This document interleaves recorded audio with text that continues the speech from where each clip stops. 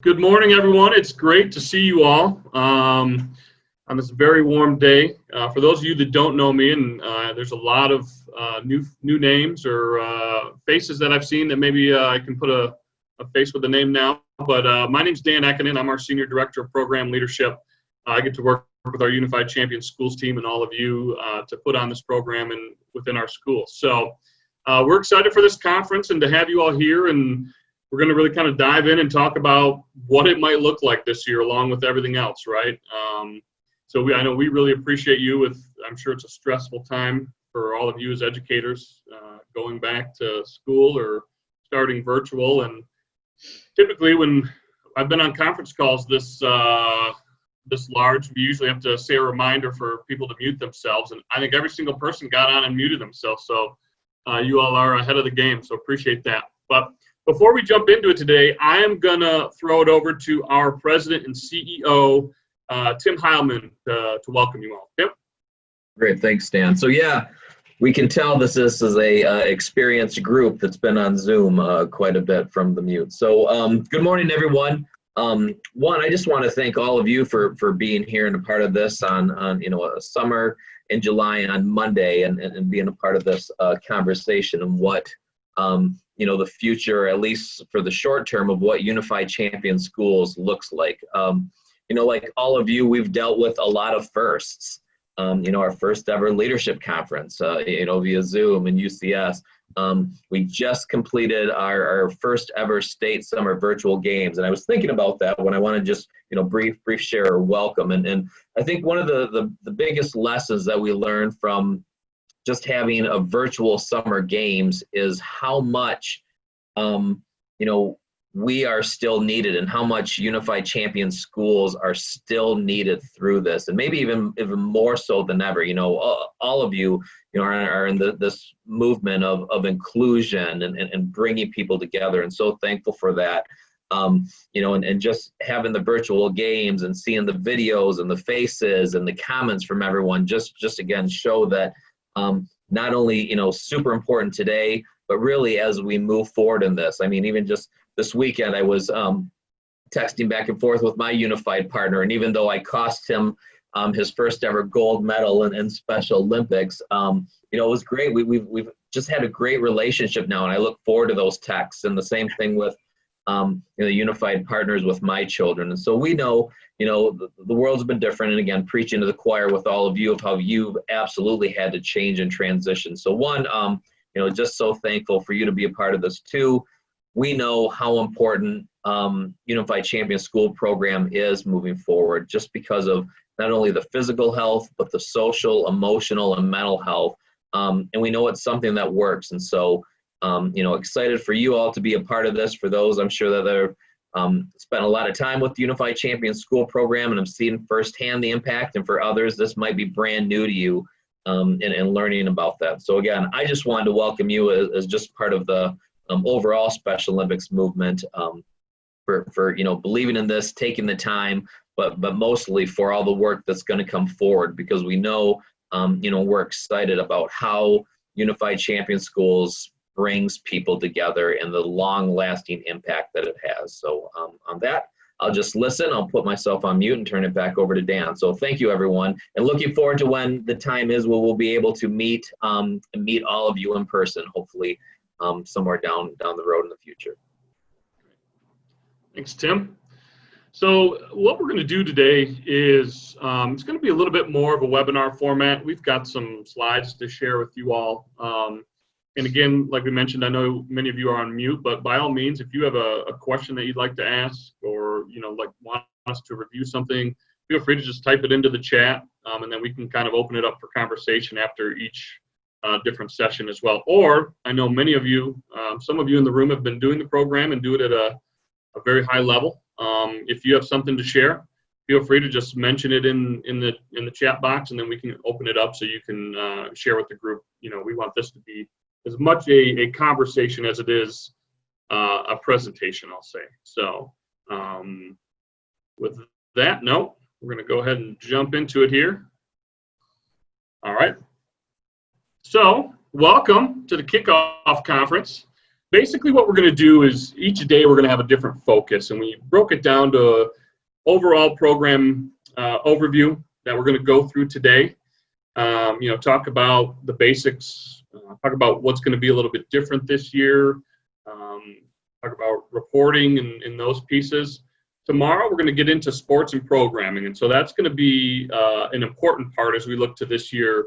What does virtual sports look like, or virtual games? We're going to go through all of that. Our team's been working really hard to put together some alternate activities that you can do in the case that we can't get together and have competitive sports or team sports, that sort of thing. So we're going to go through all of that tomorrow. Wednesday, we're going to focus on the whole school engagement piece and how that may change with different orders and different school makeups this year. And then Thursday, we're really excited because we're going to introduce you to some of our youth that are leading the movement within their schools. We're very excited. We've got a lot of our statewide youth activation committee members that are going to present and share with you all about how to run the program, how to help them lead the program forward. So that's kind of what our conference is going to look like for the week. Today, what we're going to do is jump in with an introduction, an overview. We're going to talk about sustainability and how things have changed over the last 4 months, as well as some of those updates and changes. Then at 10:30, we're going to hear from some of our schools and educators that have really done a great job running the program. So those of you that are new, you're going to hear from them, how they set it up and what they do on a daily, weekly, yearly basis. And then we're going to kind of talk about each level, elementary, middle, and high school. Then Jamie's going to share about the rules and requirements of the program. And then from 12 to 1, we're going to kind of focus on some more of our goals and district-wide implementation. And then from 3 to 4, we have an optional happy hour. If you want to join our staff, we're going to do one each day. So maybe you hear something during the conference today and you think, hey, I want to follow up with that. We're just going to kind of have an open forum, no agenda. Our staff's going to be on from 3 to 4, and we'd be happy to chat with you or share or answer some questions. So feel free to join us again at that time. So one of the things we did is, this is Bo Parker, one of our managers in the marketing and public relations department, is we did get some fandanas for everyone that's at the conference over the next 4 days. And so we've got Bo here modeling it. I don't think he knew that he was going to be modeling it, but he sent me a photo of it. So we're going to send one of those to each of you that's on the conference over the next 4 days, as well as some hand sanitizer so you can remain safe and as you kind of get back into school. So you'll see it's got the Play Unified logo there on the bandana. Before we get into it, I want to introduce you to our staff. We have an awesome staff. I firmly believe in hiring people that are smarter than you. So you're going to meet 3 of our UCS staff members, all of which have worked in schools prior to their coming over and being a part of the Unified Champion Schools team. So on that note, I'm going to throw it over to Danielle Arnold to introduce herself. All right, good morning, everyone. Ooh, a lot of feedback. My name is Danielle Arnold, and I'm a Unified Champion Schools coordinator. I work with the schools basically in the bottom half of the state. And we were going to highlight something we've done during quarantine, and I could tell you stories about all the tricks my dog has learned, or about all the time I spent sideways in a canoe because we couldn't figure out how to keep it up. But I think the real highlight is that I did compete in virtual games last week, as Tim did, and we got robbed a little bit. We got 5th place in our dribbling competition, even though I felt like a pro in that moment. But we did get 1st place in spot shot, completely because my athlete carried me and only missed like 2 shots. So it was pretty amazing. Jamie? Okay, Jamie Cotter, and I handle the reporting side of the grant, also work with schools on northern and some central locations. Previously, I worked for public schools for 13 years, so I absolutely understand where you're coming from in a classroom. I worked as a elementary secretary, also worked as a special education parapro, so I have some feel for the classroom. During quarantine, I literally decided to become a Pinterest pro, so I've been painting gnomes. I have made a fairy garden out of a tomato cage, which is not quite done, but it's taken me almost a month and a half, and it looks great here nor there. So I also handle a lot of the funding as far as, so when you guys spend money, I'm the person that helps you with your invoices, reimbursements, that kind of stuff. So Amazon accounts, anything that has to do with the Champion School funding portion, I'm your person to contact. So yeah, that's me. Margaret, is Margaret next? Yeah. Good morning, I'm Margaret DiLorenzo. I've been at SOMI for 3 years. I also worked at the public schools for 13 years at secretary in the middle school and at the high school in the assistant principal's office and the counseling office. But I enjoy working at SOMI, and I'm there to help you register for state events, track your athletes' forms that they need, physicals, your chaperone forms, help you get registered for trainings, registered for any events, any information on any events we can help you with locally and at the state level. Unmute, Dan.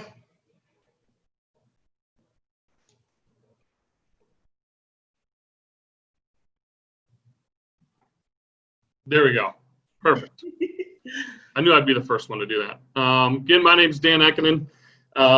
Worked for Special Olympics Michigan for, gosh, about 13 years now. I've been with the UCS team for about 6 of those years, I think. So kind of oversee the Unified Champion Schools program as a whole, and then work with our partnerships, as well as all of our schools from Grand Rapids in Holland up through the Mount Pleasant area and all the way up through the UP. So, and during quarantine and in the pandemic, I actually paid off my student loans, which was a big win, and I've been doing a lot of house projects on weekends now that I'm not at events all the time. So it's been a productive few weekends here for the last few months. So before we kind of get into everything, we wanted to go and focus on what Unified Champion Schools is and really what it is for each one of our schools. And so this comes right from our Special Olympics International.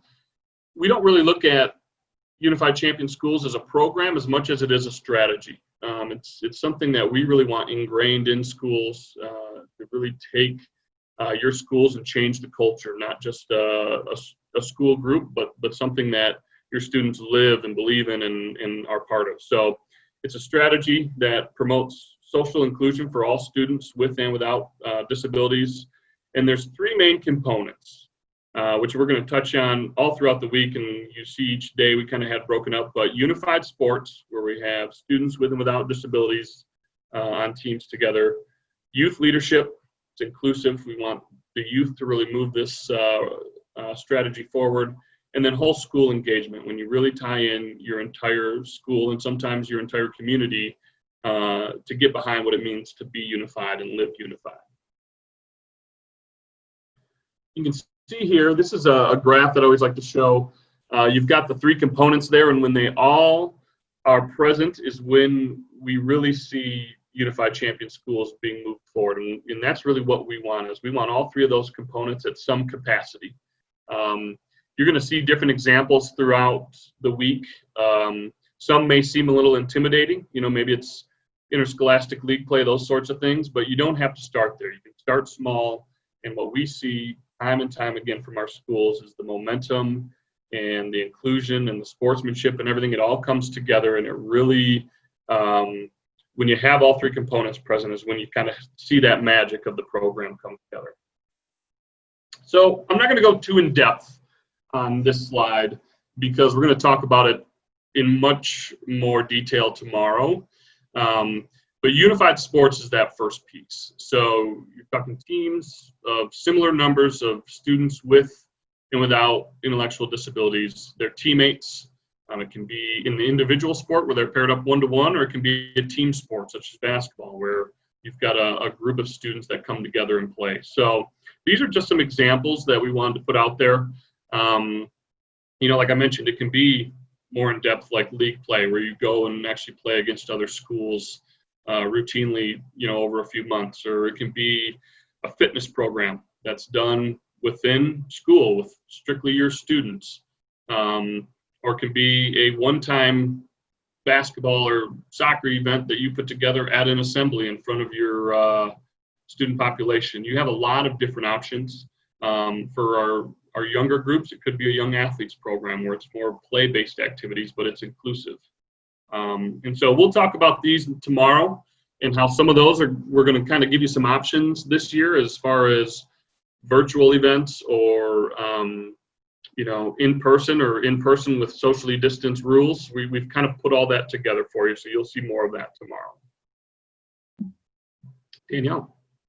Inclusive youth leadership is one of our major components, hand in hand with sports, and it's where your students with and without intellectual disabilities truly get to lead together. I know it's very easy to fall into that mentor-mentee relationship with your students and have your gen ed students leading your special ed students, but that's not what we're looking for here. We're working for everyone being on an even level, having an equal opportunity to take part and to lead in all aspects of the program. This can look a lot of different ways. All of the things listed on this slide can really be done at every level of school. So having monthly meetings just to check in, to plan for future events for the year.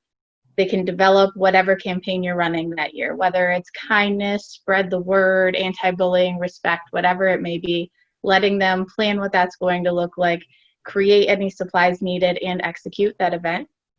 They can also be your people who work on recruiting. Your first year, I know it's very staff-led to recruit students in your program, but after that, your students are the one to really push that and bring that in. I helped run this program for 4 years in a middle school, and within that time, there were a lot of things that myself and the other adults running the program wanted to do or thought that we needed to do to have a quality program. But we gave those leadership responsibilities over to our students. They had a lot of ideas that we didn't completely understand, but we let them run with it. And they did more amazing things with that program than we ever could have, including building our membership from about 10 to 12 people the first year to over 100 students applying to be a part of it every semester. So giving students that leadership opportunity is definitely worth it. And I don't think I have controls to go to the next one. Okay. Jamie. And I think she might be helping a couple of our other educators get in. They were on the wrong link, so I'll go ahead and take this one. Oh, I'm on. Okay, cool. I'm helping some other people get on, but I'll go over whole school engagement. So quickly, I know when I have spoken to other schools about becoming a unified champion school, this seems to be the piece maybe that's a little scarier than the other two. And I'll say the same thing kind of I say to them is it can be as big or as small as you need it to be, especially when you're first starting out. You don't have to do the huge assembly. Those are great, but it's just not as easy to pull off for some schools. So I kind of listed some other events that schools have done to have the whole school, and especially if it's a virtual world, obviously we're going to have to rethink some of these. But you can absolutely host an inclusive assembly, bring in a speaker. I've seen our YACs put on skits or some kind of a musical event, which is also great. Sorry, I'm just gonna add a couple people who are waiting. Spread the word inclusion campaign. This usually happens in March. So schools that have, they have tables in the hallway with our inclusive supplies, so wristbands, stickers, and that's a great way to, that's a whole school. During breaks, during lunch, in the lunchroom, poster contests, so posters that are about inclusion or awareness, some that just say be kind, and that's a great, way to put up posters all over the school, have everyone involved. Elementary schools will do a unified recess or a field day, which can tie in your unified sport as well as, your year-end field day or picnic day. Morning announcements work, so a nice, announcement every morning, or even on Fridays whenever you do your announcements, or school newsletters. So that would be another way to get the word out, and still you're promoting a school engagement piece that way. And then we have schools that do the school-wide service projects. So we've had schools that went out and painted fencing. They've picked up trash. They've done food drives, which is fantastic. Special Needs Awareness Day, so different colored t-shirts. I know the Crazy Sock Day is another good one. So those are just some smaller ideas, that you can absolutely implement. It doesn't have to be a big, huge assembly. Those are great. We love those, but it doesn't have to be that way. So that's a little bit about whole school engagement. Great multitasking, Jamie. Yeah, you're welcome.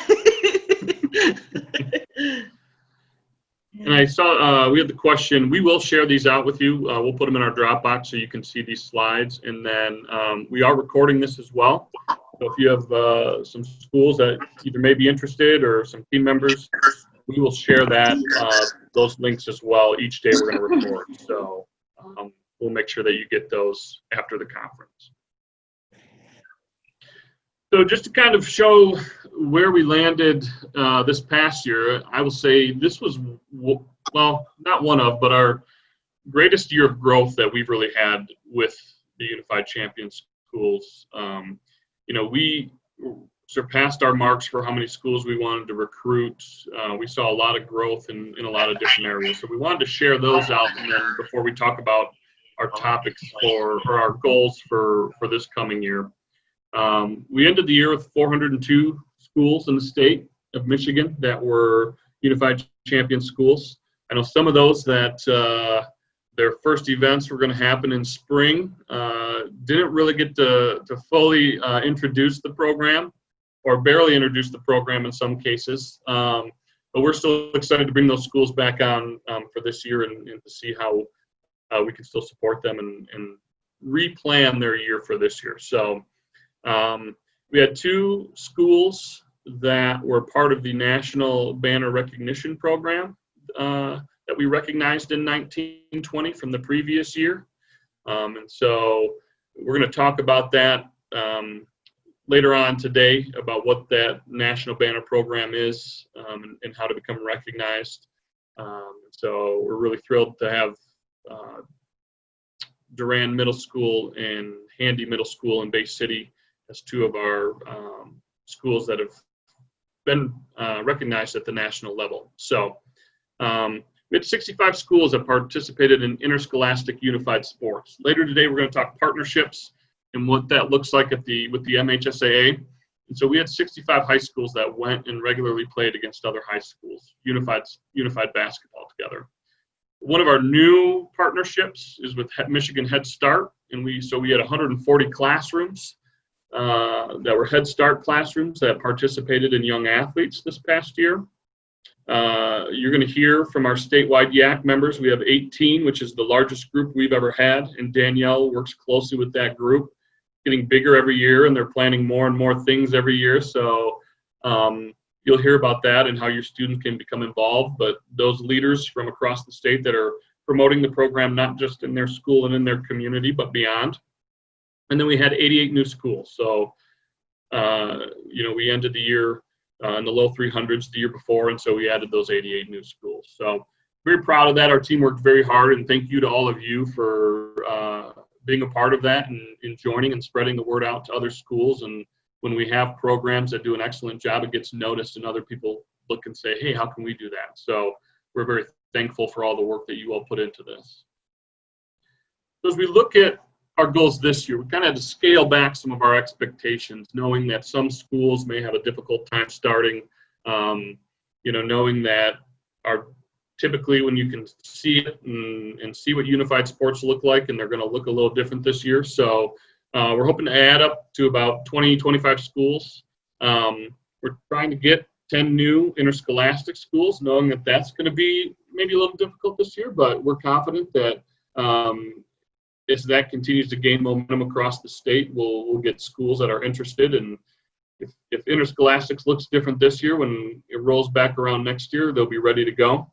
One of the things you're going to hear a lot tomorrow, especially, is our health and fitness offerings. And as we look to a virtual world and a socially distant world, one way to fulfill your unified sports component is through health and fitness. And so we worked closely with our sports and health team to really design some programs that are a good fit for our schools. And so they're going to be joining us, some members of that team, to really talk through what that's going to look like and share with you what those opportunities are. So we're excited to get more schools on board. I think we had 10 schools last year that participated in unified health and fitness programs. Looking to really expand the Head Start partnership this year. One of the big things that we're going to be doing is, and we'll talk about tomorrow as well, is the return to play guidelines and what that looks like for Special Olympics Michigan. Each state program for Special Olympics is developing those guidelines right now. And so when we, right now we're kind of on a hiatus of in-person activities. And so we're coming up, and we met with the board last week. They gave us some suggestions to update those, and then that'll be approved.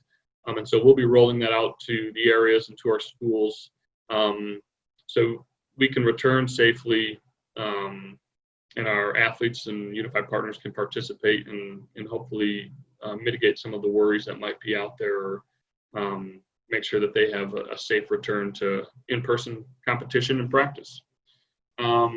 Virtual programming. You're going to hear a lot about this, obviously. Our team has worked with some of you to get some ideas, and we've put together a lot of options for that.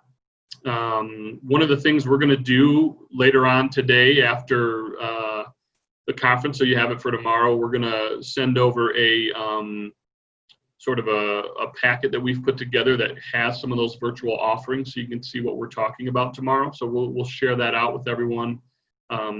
And then we're going to keep expanding that as we get new ideas from state programs or schools, and continue to share that out so you can have a quality program regardless of what it looks like.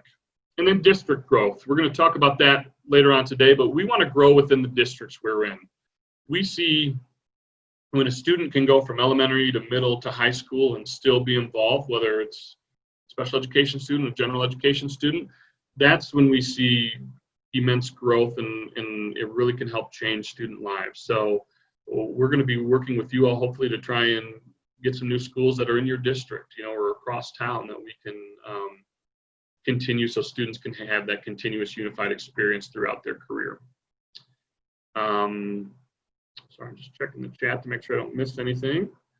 So funding breakdown. This is sort of where our funding comes from. We have really 3 funding sources. We work with Special Olympics North America through the Department of Education each year, and we apply for funding through them. This is a nationally recognized program, and so that's our initial funding source when we started 12 years ago. Then the blue area is the Michigan Department of Education. We've received funding from them from the last 5 years, and so we've worked very closely, initially meeting and informing them what the program is, and then continually showing the great changes our schools are making. And then the orange slice of pie there is private donations, funding that we put in from our budget. And so that's kind of what the funding breakdown looks like. We often get that question a lot of times. And so where we're at today is we have secured the red funding portion, and we obviously have ours. Kind of what we're waiting on is this big blue portion over here. And so as of right now, we typically at this point, we know that we have state funding coming in.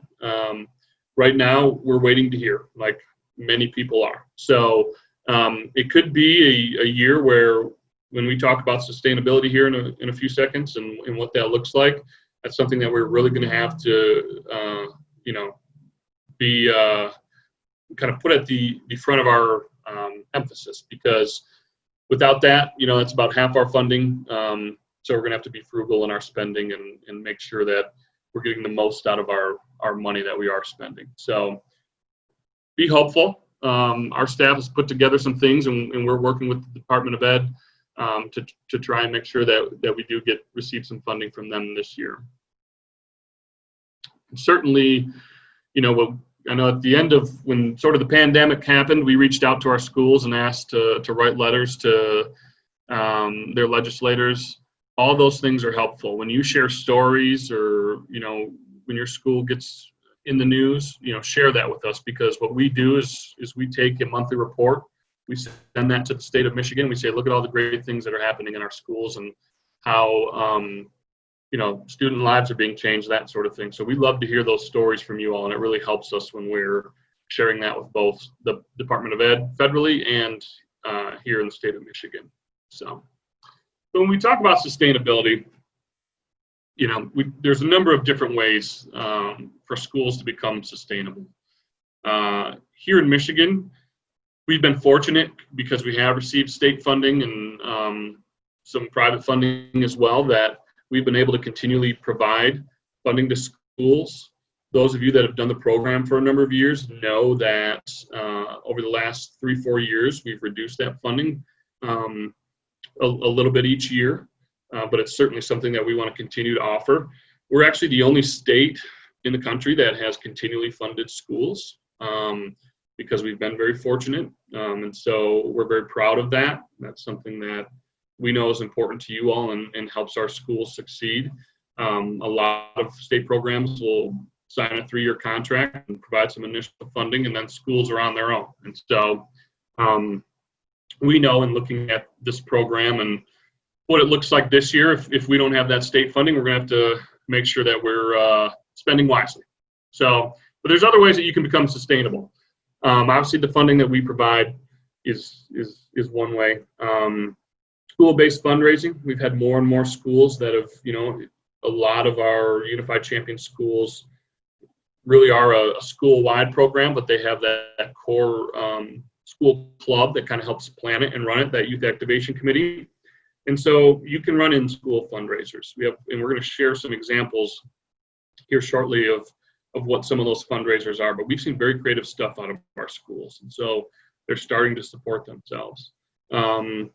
Utilizing school resources, whether it's equipment, sports equipment that the school already has, or some of the things that they may use, whether it's supplies and that kind of thing. If you have a basketball season and you can work it out with the athletics director or the coaches that your practices are going to be at such a time and you might need to use the basketballs, that kind of thing, great. You don't have to buy new ones. Sustainable purchases, if you do purchase equipment or uniforms, that they can be reused year to year. You turn them in, get them back, keep track of them. That way, hopefully they'll last a number of years and you don't have to purchase new uniforms every single year. Frugal spending, and it's going to be a big one this year. I would say in the past, when we had more funding to provide to schools, it was easier to say, those are some supplies that, sure, it's helping you with your youth activation committee, that sort of thing. We're going to be very detailed on what we're spending money on. We're going to be focused on whether it's equipment or some of the virtual programming in ways you can support yourself virtually, that kind of thing. And so when we work with you in developing your plans and your budget plan, our staff is, we want to work as closely as we can with you and make sure that, we're being diligent on our spending. Of course, virtual programming oftentimes is a little bit cheaper when you're not talking about transportation and things like that. So in the event that we do have to do more virtual programming or promote virtual games versus state games, those sorts of things, we're going to be happy to do that and hopefully help keep costs down. We've talked about, not only in our circle here in the state of Michigan, but as a whole with other state programs, what we're all learning now with being forced into putting on virtual programs and being creative with our programming can really help promote inclusion through schools a lot of different ways. As hopefully in the near future, we're back to competition and practices and that sort of thing, but you can still do some of these virtual things that might not cost money or might give you another avenue to bring students together to experience inclusion and make friendships. Great, we're all for that. So we're kind of looking at it as not only a necessity, but something that can help grow our program in the future. And then, again, just like I mentioned, focus spending, whether it's on your inclusion supplies, on your sports supplies, we want to make sure that it's something that's going to benefit the most students, get the most bang for our buck, so to speak. So when we talk about fundraising, there's a number of ways to do so.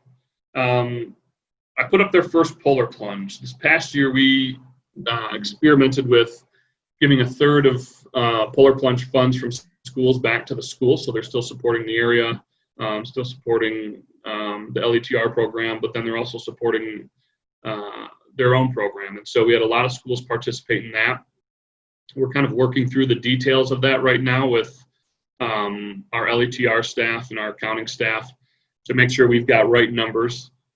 It's something that I was talking with our LETR senior director this morning.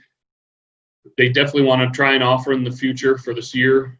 They're just trying to look at what polar plunges might look like. So our goal is to have an answer in September that we can kind of share out with all of you and say, hey, for 2020, 2021, here's what the polar plunges are going to look like. Here's where they're going to be. Here's how they can hopefully support schools. So stay tuned on that one.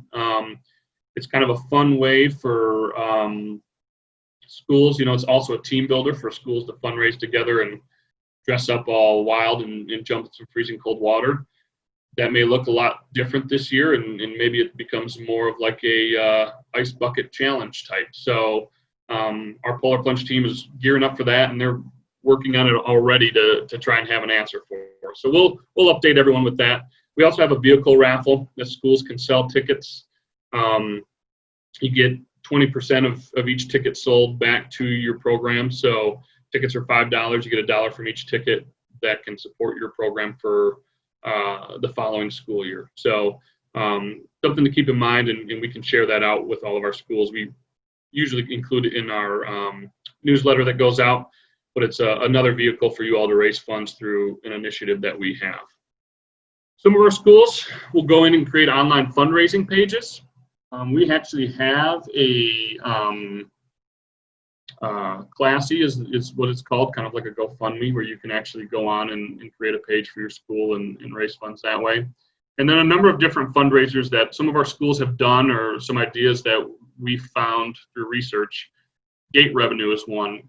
If you have interscholastic sports, or even if it's a game where you're highlighting your unified program, and you work with some of our athletic departments have taken that gate revenue and put it aside specifically for unified sports. Typically it would go into their general fund for JV and varsity sports, and now they're supporting their own unified programs that way. Bay City Central has done a trivia night in their community where I think you buy tickets to it and they host some fun trivia that night, and then they get a number of the proceeds back. And I'm going to hand it over to Danielle to share with some of these other fundraisers that we've seen or that she's helped develop.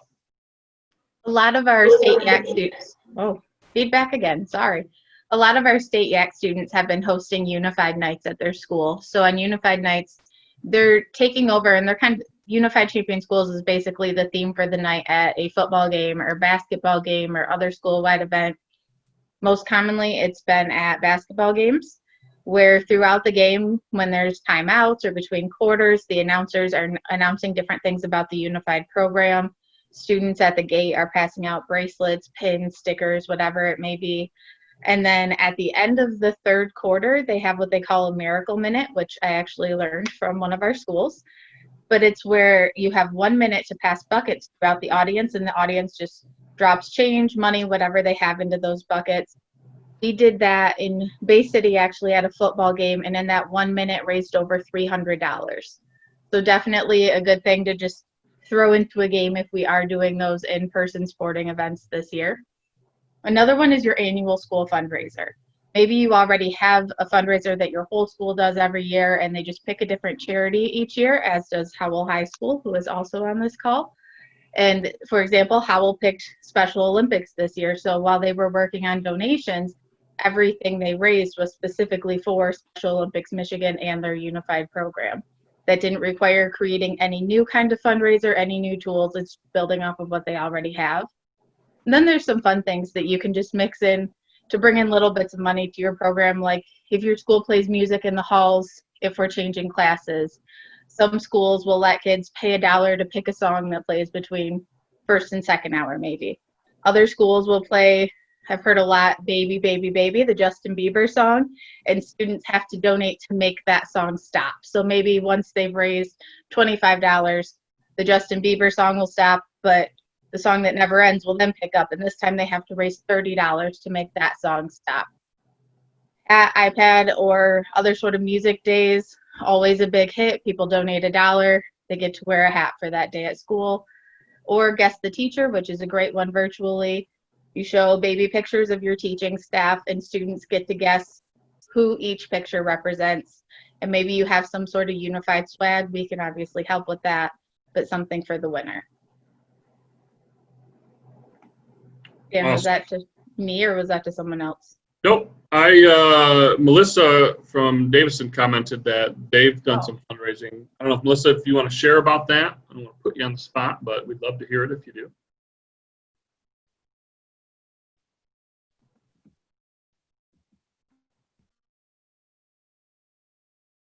Okay. No. Stop my share for a second. I don't know if she's still there or not. We might be able to help you. If not, it's in the bottom left corner. There should be a little microphone that says mute or unmute.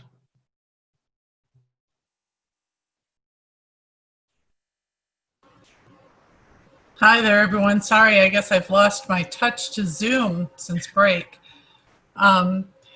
Pretty much the Miracle Minute and the selling bottles of water at our basketball game, our youth activation committee group worked through our athletic director at the high school and got permission to do those two things. And we did the Miracle Minute during a football game, and we raised about $350.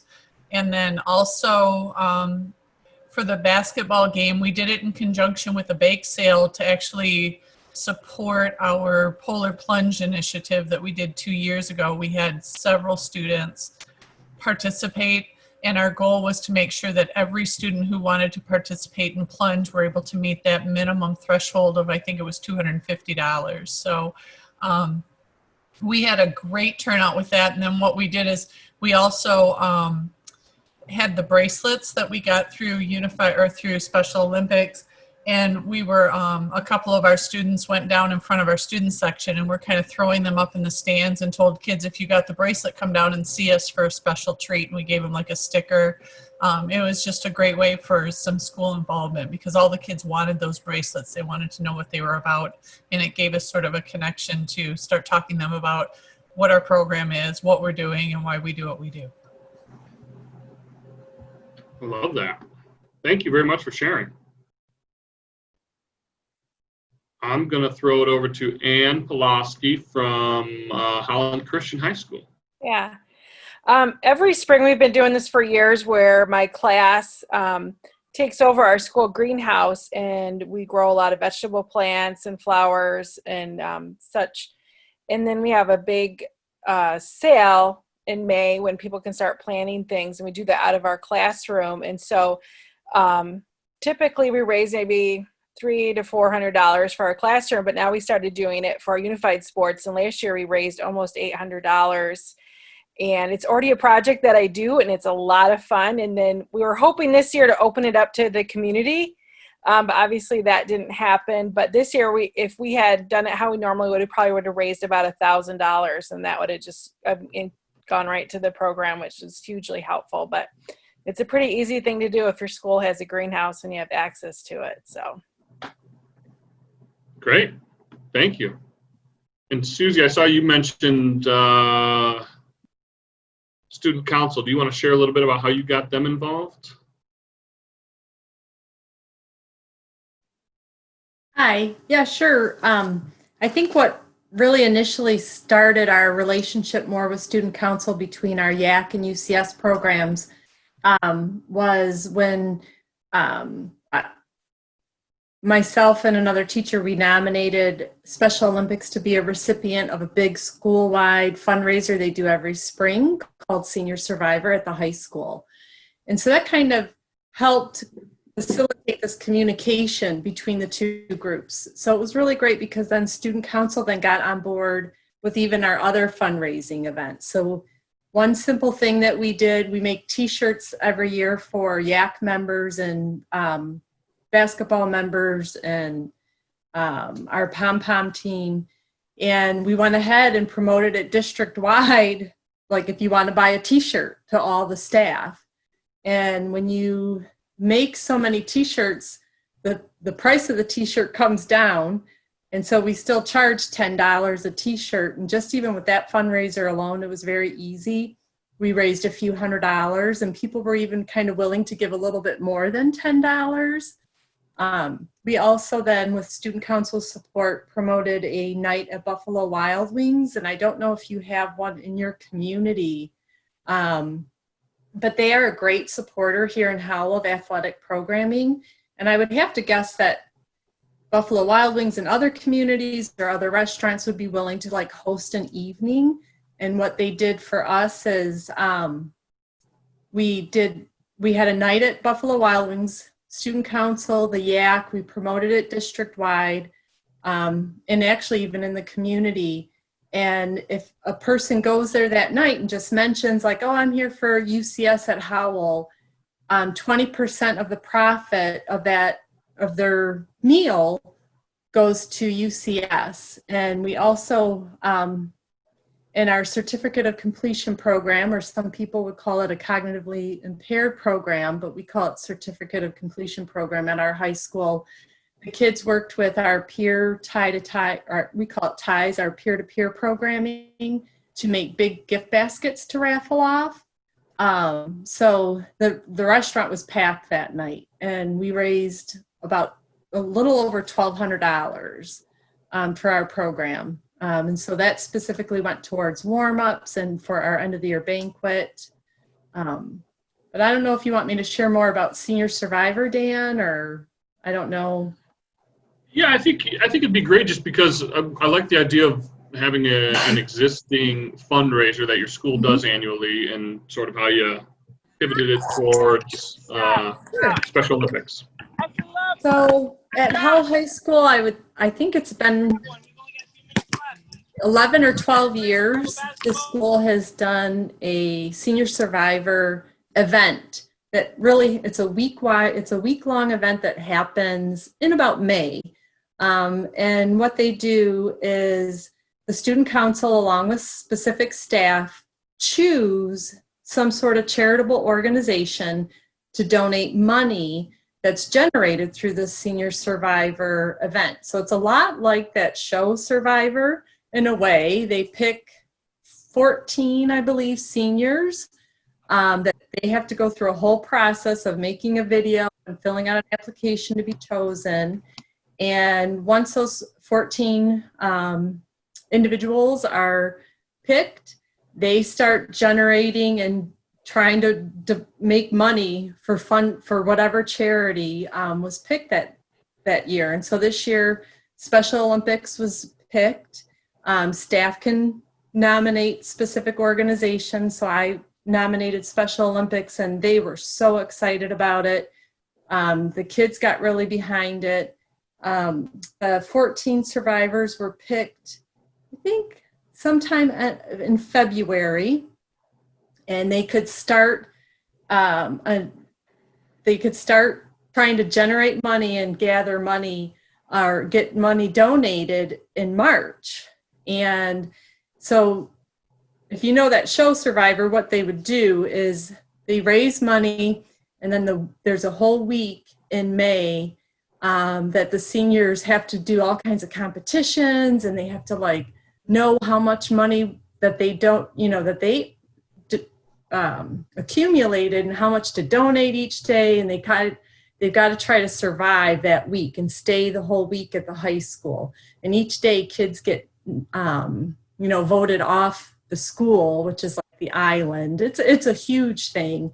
And I was so excited that Special Olympics was picked because, raising the money is wonderful, but I was even more just excited about the whole school engagement. I was excited that Special Olympics was going to be really talked about, and kids were really going to get, an idea and awareness of what UCS is and the different programs Special Olympics offers. And So that was all starting, and it was all very exciting.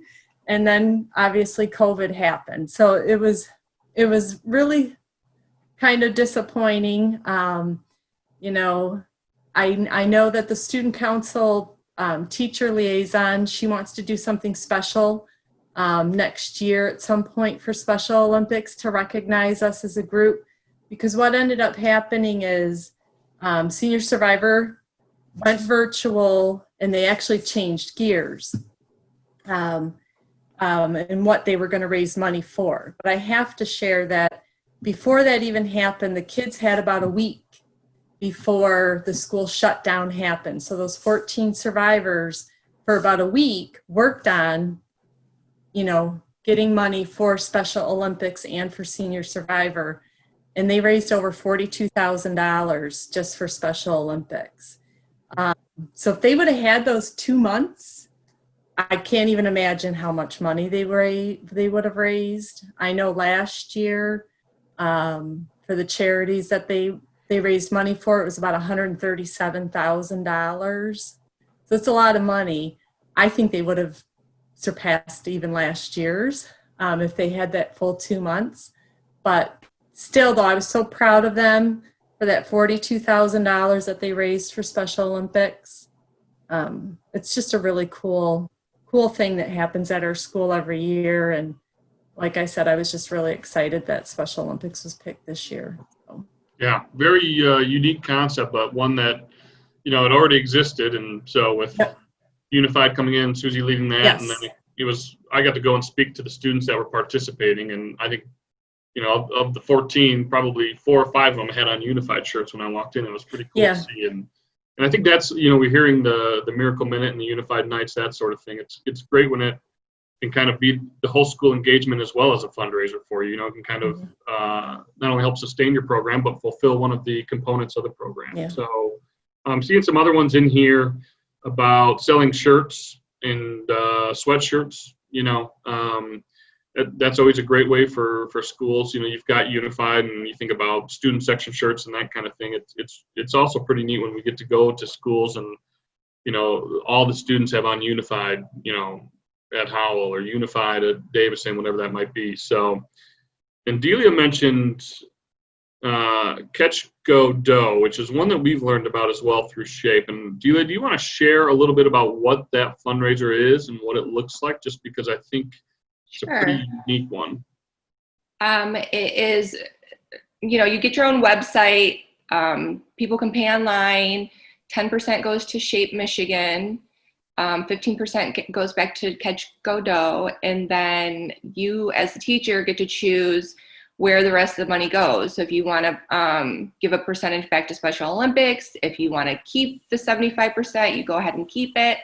The money is loaded onto sort of like a credit card, and then you as the teacher get to keep it. So it doesn't go into like a school account where sometimes you have to ask to spend the money or you know, go through some red tape to get to the money that you raised. It actually goes to you, the teacher, to spend how you want on, you know, on anything.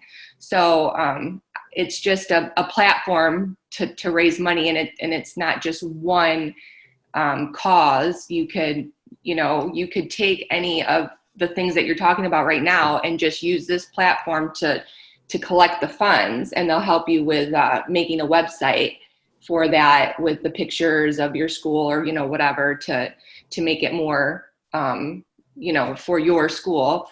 But yeah, it's a 75%. That's like the highest I've ever seen of getting your money back. So awesome. Yeah, and we we'll get some information and share that out too as school kind of rolls back around. That's something that we can definitely share out that can hopefully benefit your programs. Thank you. Any other questions at all before we kind of move on to the next piece? Okay. Susie, I don't know if you saw, but with the fundraiser, you got a big applaud from Tim virtually. So he was very appreciative of that, as was the rest of our team. So all great ideas, though. We love to hear it. And I know our schools are getting more and more creative. So it's good to see that sustainability is becoming a thing, and we want to continue that trend. So I'm going to reshare my screen now, and we're going to get real technical here. I'm going to share my remote control here in a few seconds with Margaret. So our team's been practicing. We had 2-a-days last week to really get caught up on Zoom and figure out how the features work. So so kind of switching gears into registering, especially for our new schools, what the registration process looks like, sort of what those next steps are, and to give you all sort of a timeline. I know some of you are very eager in putting your school plans together and ready to get back to not only your school year, but one that hopefully Unified will continue to be a part of and grow this year. So for new schools, if you go onto SOMI.org, that's the Special Olympics Michigan website, /schools, about halfway down the page, you'll see a red button that says register your school here. And so you click that. It's a pretty easy registration. It's 10, 12 questions that ask your school name, your administrator, who's going to serve as your liaison, who's going to be our point of contact, likely you, or maybe if you have a team teacher that's going to help you teach it. If you know what events you're going to do to start off, that kind of thing. Pretty simple. You can go on and fill it out in just a few minutes. What we'll do is that kicks an email over to us, and then we'll reach out and start the application, or not the application, but the plan with you. So we'll send you some information.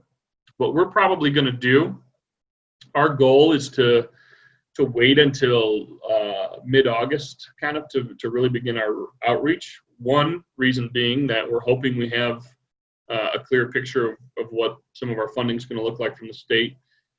Two, it allow us to kind of finalize our resources, and we're going to take feedback like the fundraisers we just talked about, and maybe add some of those into our packet, and so we can share that out with all of you. We've got a welcome packet that you're going to get today, but we'll probably update that in the next week or two, and then resend that out to everyone with some updates. So we'll start reaching out in mid-August to put your plans together. And certainly it's one of those where maybe we reach out mid-August and say, hey, thanks for filling out the application. Here's your next steps. How can we be of help? And you don't have to turn it in within a week or anything like that. We'll let you take time, get back into the swing of things, and you can always send it in whenever, really. But one of the things that we'll send you is we call it a budget form, where you list out what you're going to do for each of the 3 components. What's your whole school engagement piece going to be? Is it going to be assembly may be hard this year. I know that was one of the things that we may not be able to do, but is it going to be a virtual campaign or a social media campaign? What's your unified sport going to be? That kind of thing. And then you put what sort of equipment, or if you're going to have some purchases with that, that you might use SOMI funds for. Once you send that back to us, we agree on an amount and say, yep, looks good. Or we might kind of come back to you and say, here's some ways that you can change your budget. And then once we agree on that amount, we'll send you an agreement stating that. It just needs to be signed by you and an administrator, kind of agreeing to our terms. Part of that we're going to emphasize this year is that, you understand what the requirements are for the program, which we're going to talk about here briefly, but, the reporting and that sort of thing, so we can make sure that we're kind of crossing all of our T's and dotting our I's with Special Olympics North America and the state of Michigan and that sort of thing. So we'll send the agreement, and then once we get the agreement, you're on your way to start your program. So pretty easy process. One of the things that we really want to do is we want to be involved as much as we can in helping you with planning, and that way if, say you're interested in doing a specific sport and we say, hey, there's another school nearby that is, maybe we can kind of partner you or get you involved, or maybe we know your area program is doing similar programming and we can connect you with your local traditional program. So we just want to make sure that this process is helpful for you all. We've sort of updated a lot of our resources in this time that we've been away from events and really been honing in virtually on what we can do. So we're excited to share those out with you.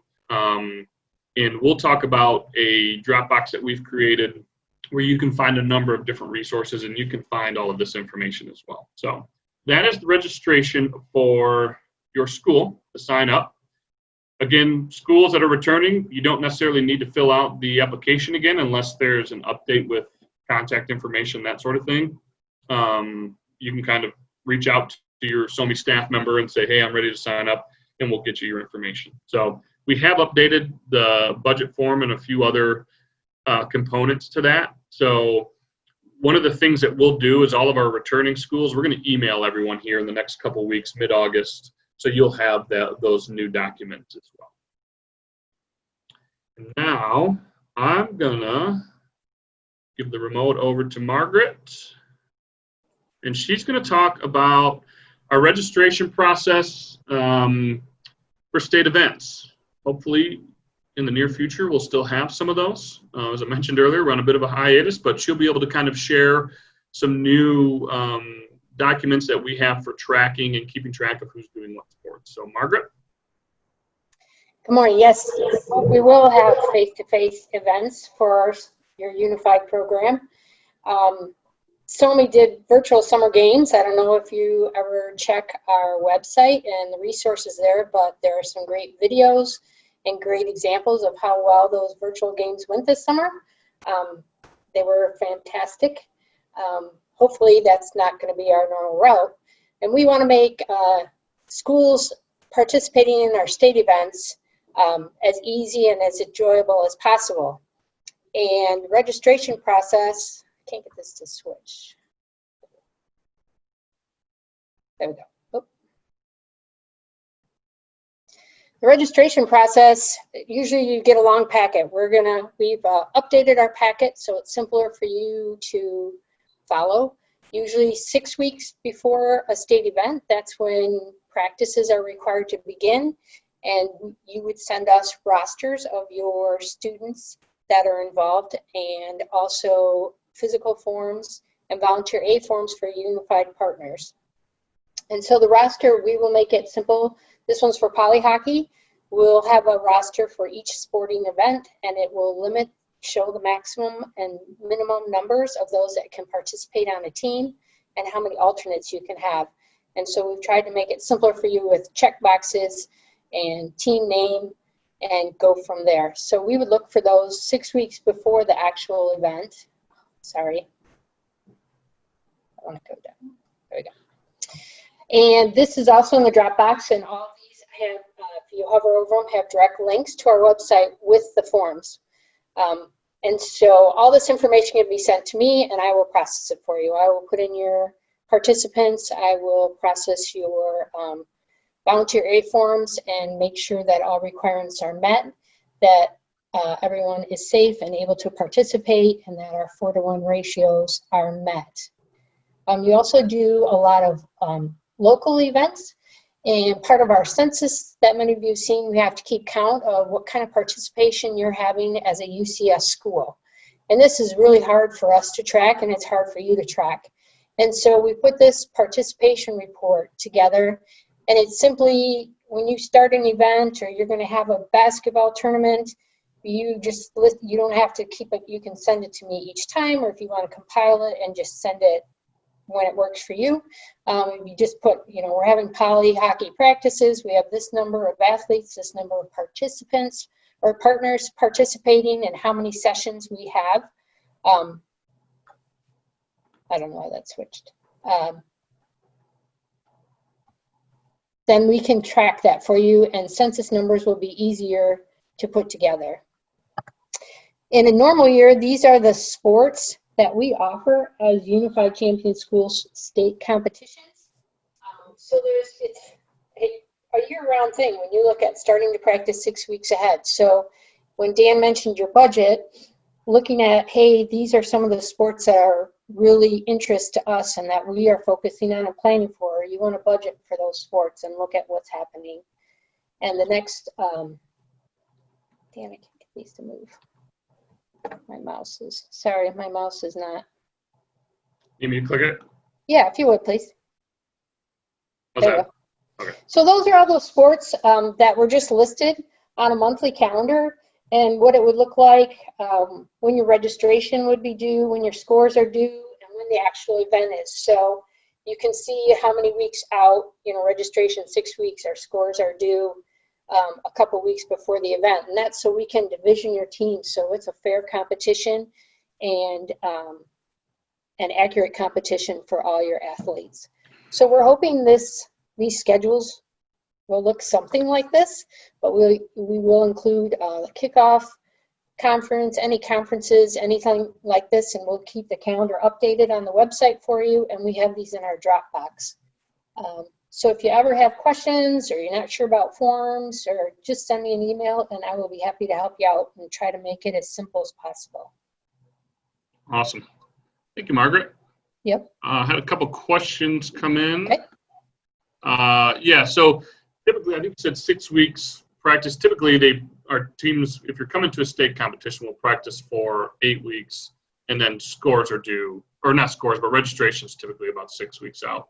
And then the other question was regarding when our forms required. So what we're doing something a little different this year with general sports. Typically, you're correct. If you're coming to a state event, that's when we require to have forms on file of athletes and partners.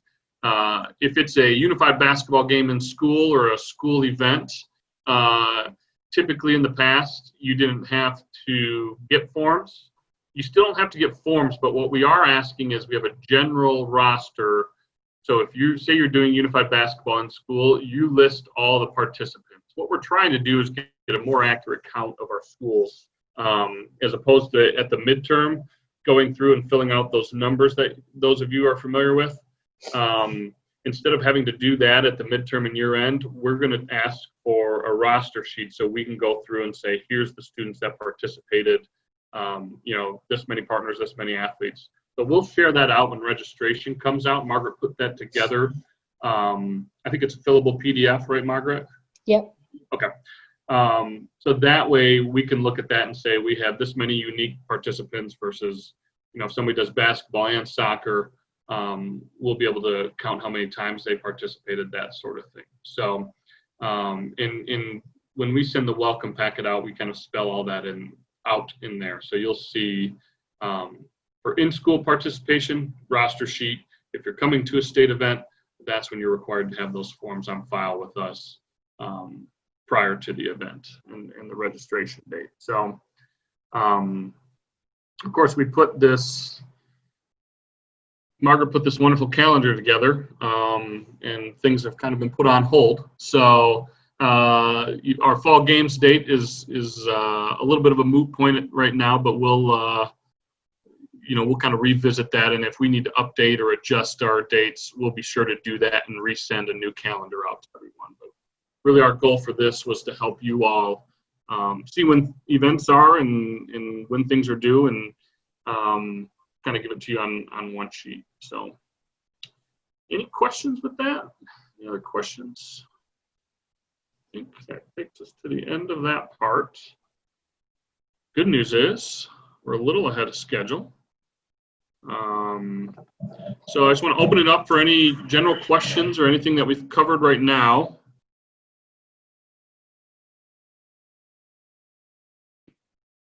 So right now, nothing has been resumed. No practices, no games, nothing, right? We're just waiting to hear. Correct, yep. I'll talk about this as we kind of kick off tomorrow, but right now, like I mentioned a little earlier, we've put together our return to practice plan. But yeah, as of right now, Special Olympics Michigan, we're still not allowing in-person activities. And then as we kind of come up with the date and see where the trends are going, that sort of thing, we'll be sure to share that out. One of the things that I'll talk about tomorrow too is, we're going to have to, for our schools, balance our safety guidelines as well as what your school says.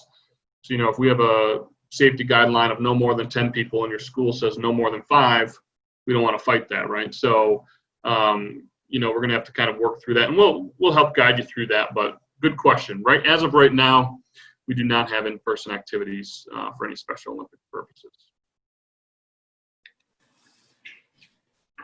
So I have a question. It's because I haven't actually done sports for, I've only done recreation. So we haven't actually, you know, went anywhere and had to have the funds to do anything like that. So because I know the budget's getting smaller and smaller every year for our schools, because, you know, other schools are coming on board, which is great.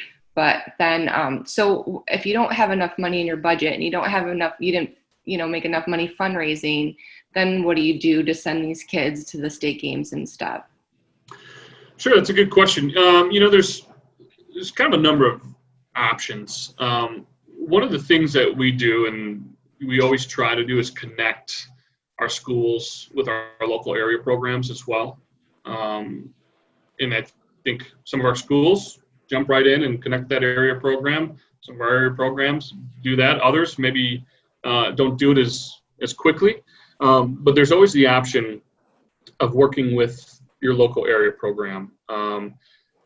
Some of our area programs have done a good job of including our schools.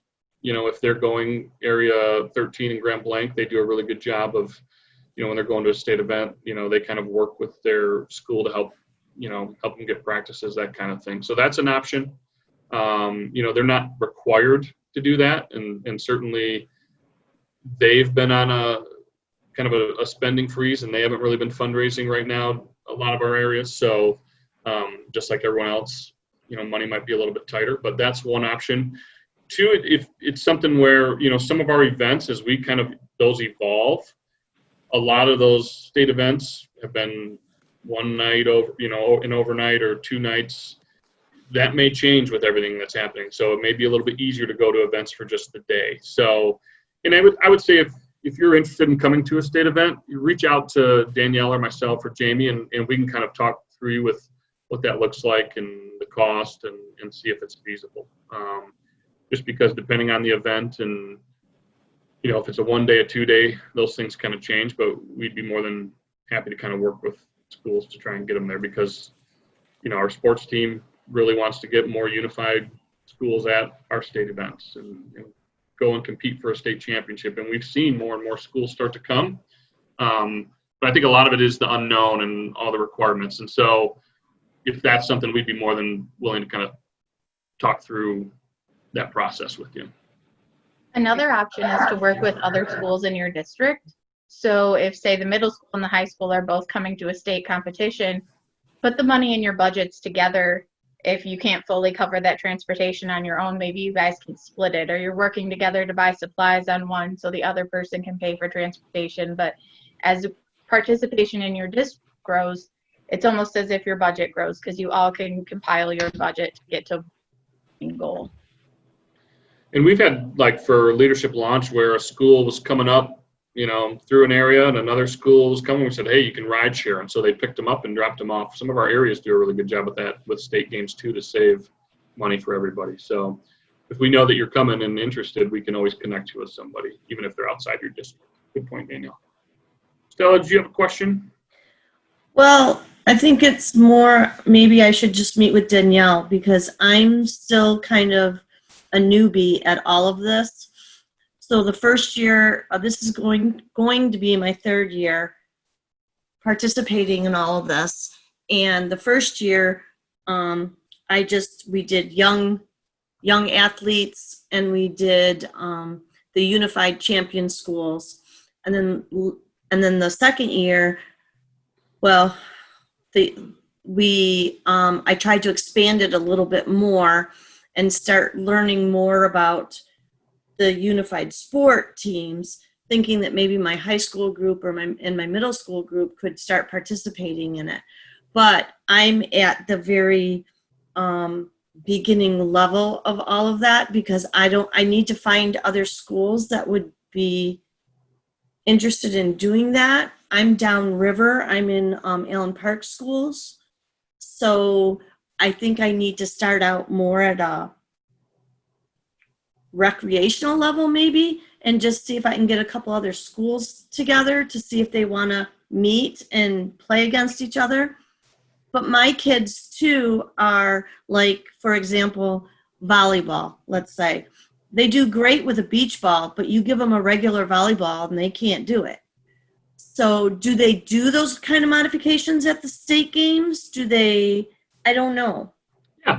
Yeah, it's probably, like you said, and Danielle or, would be able to help you through this, but we have modified volleyball where they use a bigger, lighter ball. There's some modifications for serving. We move the serve line up, that kind of thing. And I'd have to look and see for sure. I feel like one year we had a couple unified modified teams, but I'd have to double check. But we do offer traditional modified, and if we had enough that were interested at state games, we could offer that. And I know you work with kind of the whole range of ages. Yes, one of the things I was just I going to have mention. K through high school. Okay, perfect. So I go to 4 buildings every day. Okay, sure. One of the things that we did over on the west side, we had a couple schools that had students that had done young athletes, and they were kind of that 8 to 12 range. And Yep. so what they did was they put together a couple developmental teams. Holland Christian was one, Sparta, and they practiced for, I believe it was 8 weeks or so. And then instead of like going and traveling and playing each other, they all came together at one location at the end and just did kind of like a round robin style tournament to really introduce them from the young athletes where they're doing those play activities and learning the skills to practicing them regularly, and then playing in a game. Even though it's only 1 or 2 or 3 games, kind of slowly introducing them to the sports concept as opposed to expecting them to go right into a full season. So that's something, if we have interest, we could work with you and get our sports team involved and say, hey, maybe we can do something over on the east side and bring a couple schools together. Developmental sports is sort of one of the ways that previously to last year when we did that first one, we didn't have a lot of that, but now we're kind of focusing on it as that next step from young athletes as we get more and more young athletes programs. So, and again, we have a number of schools. I know like Trenton High School is interested in doing some unified stuff. So if we can connect with guys, we could probably help facilitate, even if it is, instead of going right into league play, maybe it's a day tournament or something. Right. We'd be happy to do that. Okay. All right. Very good And I'll question. be in touch. Great. Thanks. What we're here for. Yeah, absolutely. Any other questions?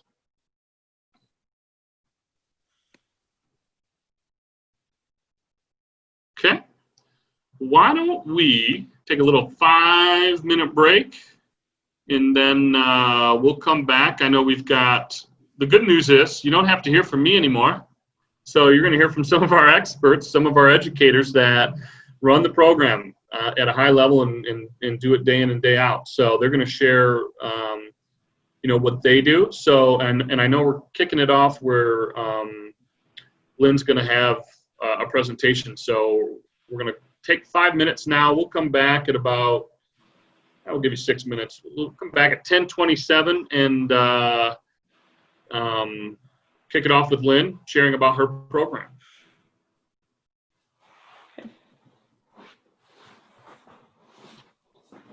All right. So, Danielle, she's got her presentation on her computer, right? Okay. What we may have to do. I see the share screen on. Okay, so we're going to kick it off with our Young Athletes program, and you will be hearing from Lynn Clamola, who works at Carter Elementary in Montrose. So Lynn, if you want to take it over with your presentation. Okay, good morning, everybody.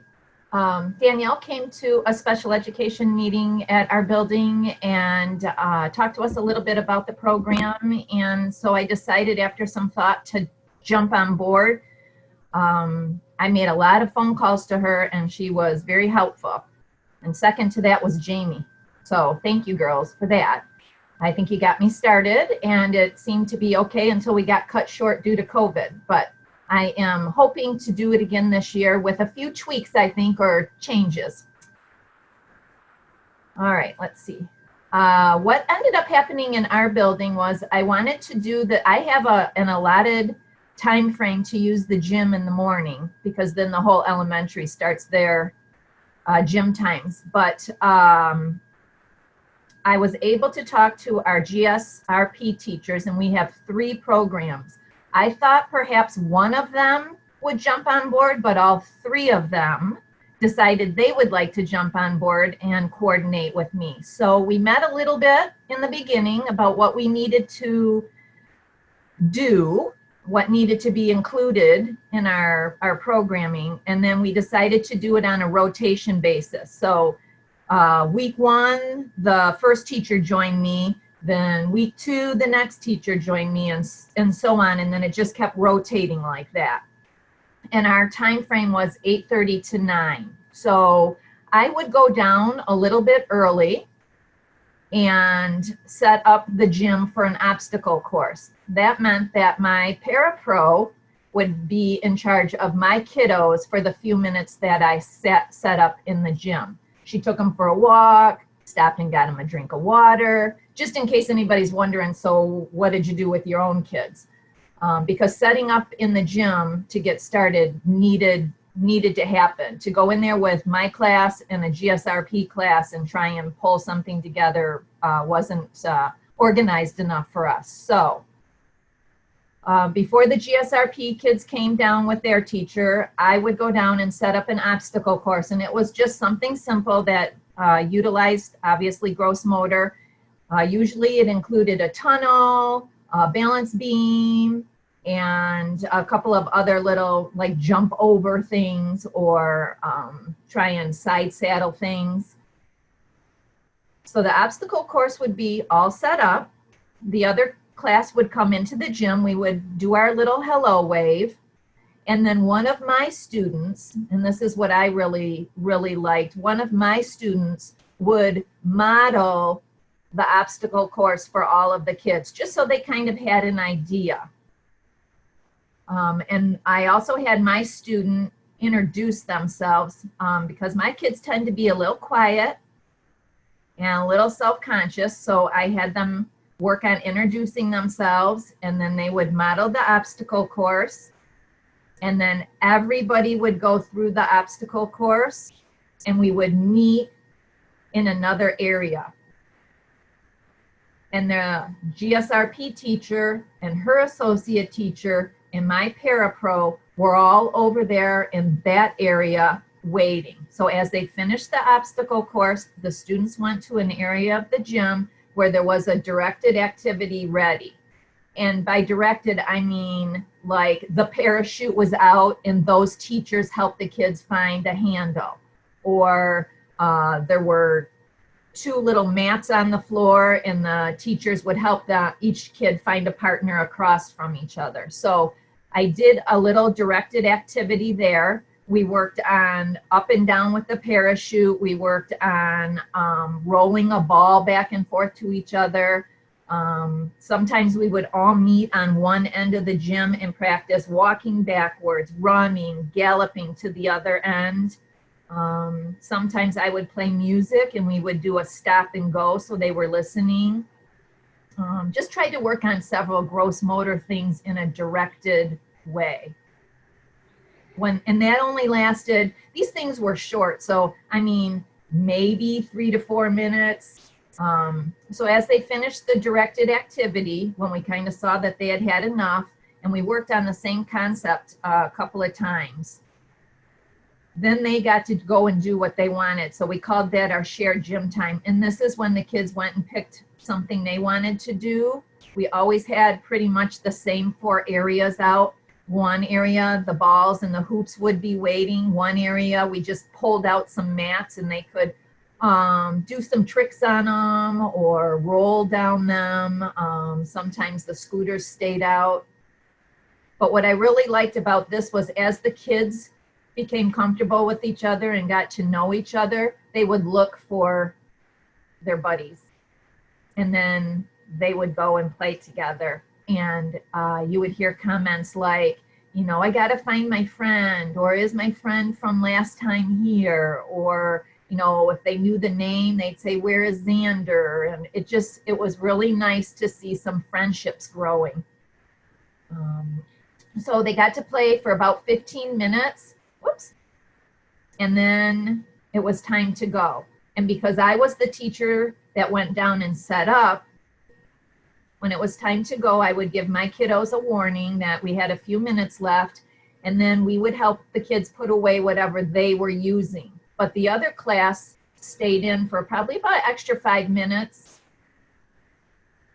And so they would be the ones, that GSRP class would be the one to put the equipment away. And I'm not really sure how that looked because I wasn't down there. Sometimes if the day was good, I could leave my para to help, because more hands for cleaning up is, you know, just makes it easier.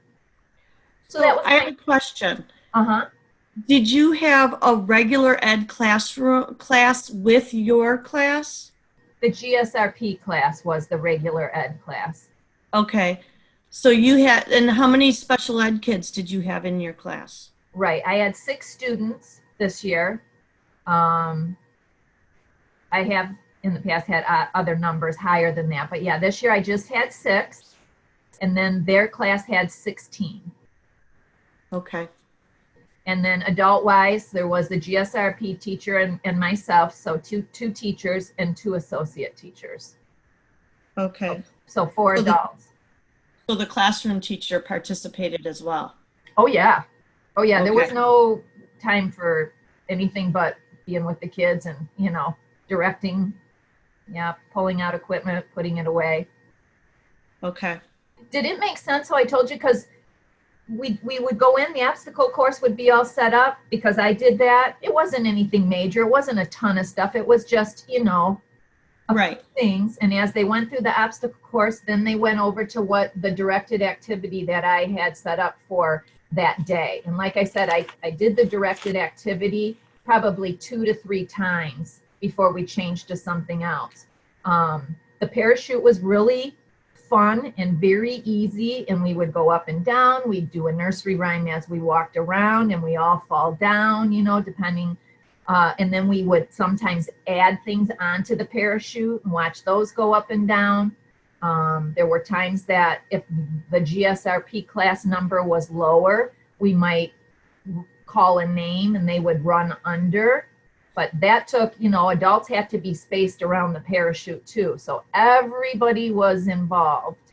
And then from there. Were your kids all the same age? GSRP is 4-year-olds. And then my kids were 3, 4, and 5.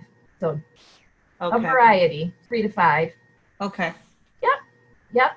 And I'm not saying that it didn't look crazy, because some days it did look crazy, but you know, I really truly feel that gross motor things were worked on and that friendships were built. So I was very pleased with it. But you know, I was sweating by the time I got the obstacle course set up and the directed activity ready and the kids were coming down. I was, you know, no lie, I was sweaty. So that's kind of how that worked, and they really enjoyed the shared gym time. And then we left, and the other class, they picked up. Here's an example, I don't even know if you can see it, but these 2 little guys, one of them is mine and one is a GSRP, and they chose basketballs for shared time. And like I said, I would have kids say, I like going to gym, or is that other class going to be there? So first and foremost, I felt like friendship between the kids was a huge outcome. If we did like running from one end of the gym to the other, or walking backwards or something, we would really encourage them to cheer for each other. Sometimes we would do all the girls go, all the boys go. And there was a lot of hooting and hollering for each other. But we were involved and invested, so that made it fun for them.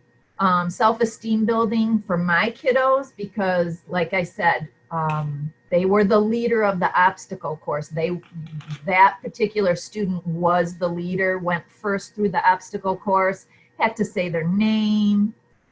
It did give the GSRP kids a chance to see some kids having a meltdown sometimes, because in their classroom that might happen occasionally, but in my classroom, some days that happened often. Might have been a little overstimulating for a few of my kiddos on some days. Not every time, but on some days. So anyway, And I had a little girl come up to me one time and ask, why does that kid walk like that? So it just allowed some conversations to happen on a preschool level. And then we started to notice we shared recess time also. And so some of those kids would find each other on the playground. And that's huge for my kids because when there's only 6 of them, it's nice if they can expand their friendships. So another bonus was obviously just the gross motor skills that they were working on and how to use the gym equipment appropriately. And we were given some money just like everybody who participates. So it was a bonus to get a few goodies. And one day Danielle came in because my superintendent was interested in maybe using the program at a different level. So it was kind of nice that the superintendent showed some interest.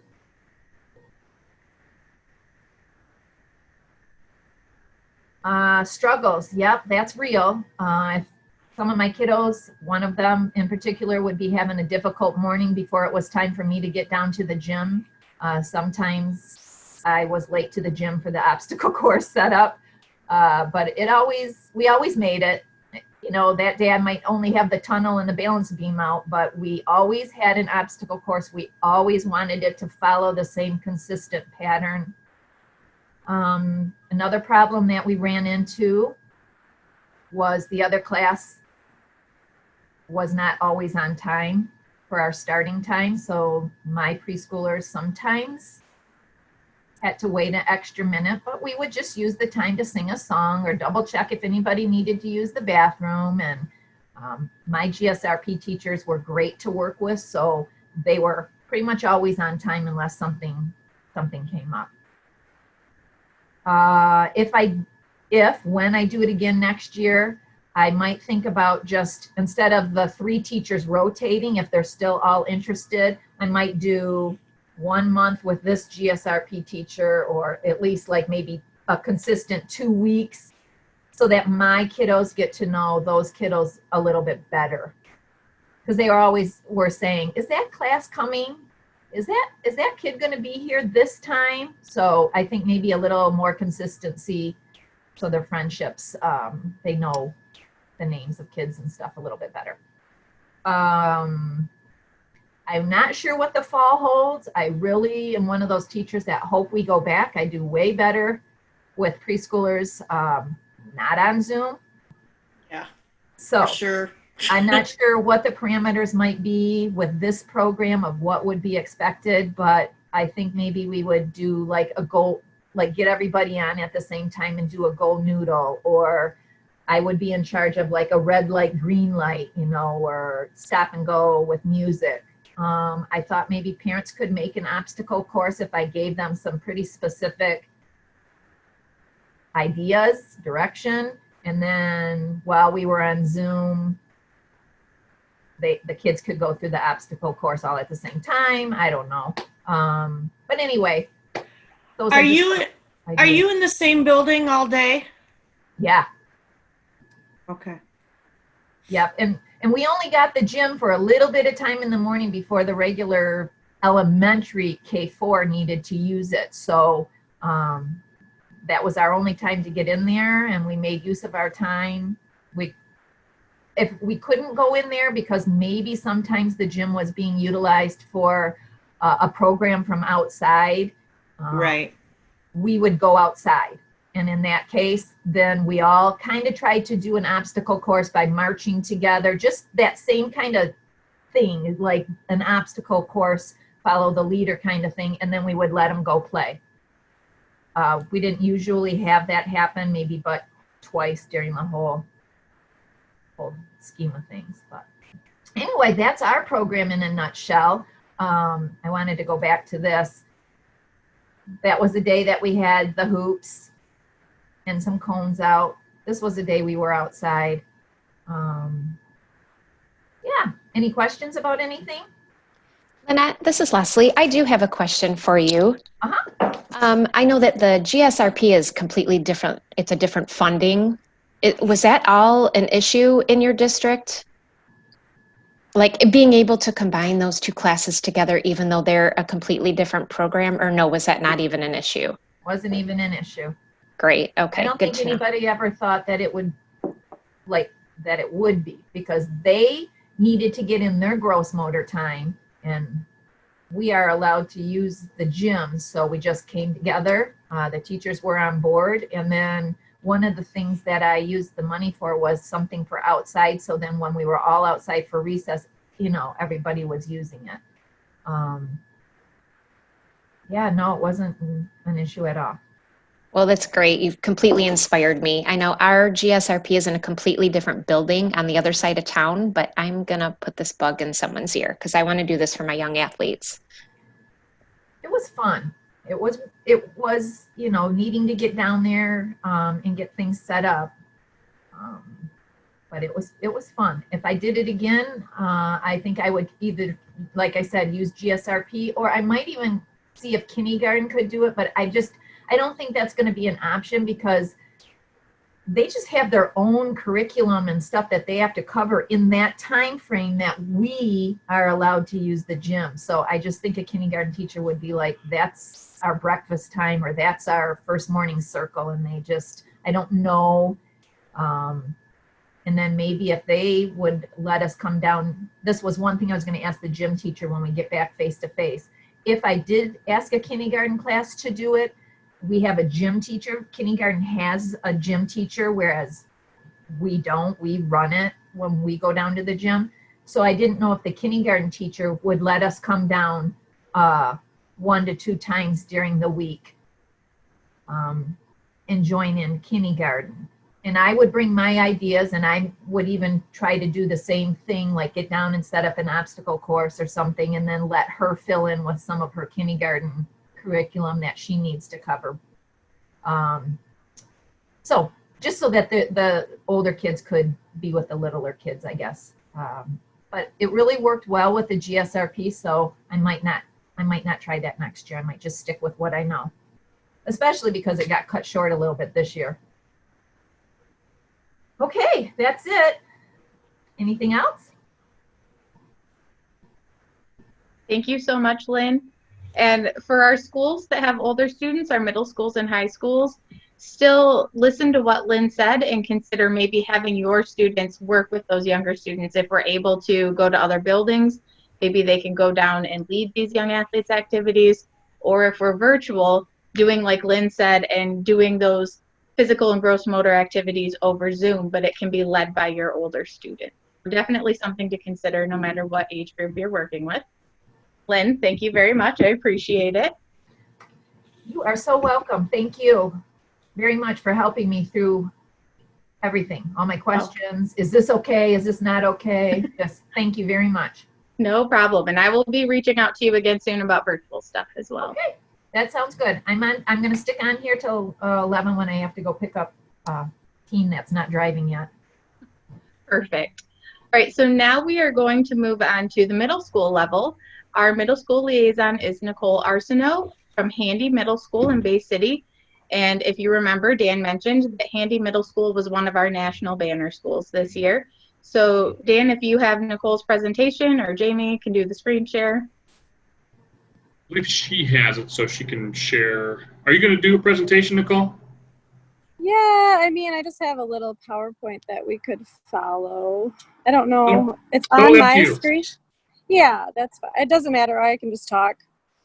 Yeah, we can. Can you share my screen? Let's try. Oops, did I cut out? No, you're there. I think Jamie's working on it. She's just on mute, so whatever she said, we didn't hear. Can you share my screen? You should be able to, Nicole, down at the bottom if it's on your screen. Okay, hold on. Down at the bottom, click the green. Oh, okay, I got it. Maybe.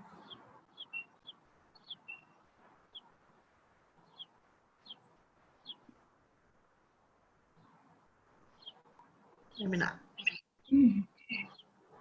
Is it working? No.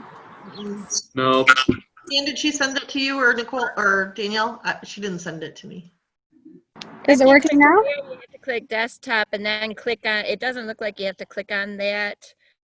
little picture, but you have to click on that little picture. It's on the left. Hold on. See, I'm on my phone. Yeah, so it's a little different. So, Don't because know I've about been. that. Hey, well. Is that working? Oh, there you go. There you Look at go. that. Can you see it? Yep. Yep. Okay. Lynn, thanks for sharing that because it's good to get a different aspect, I guess, of the program because, you know, I strictly work with middle school, high school.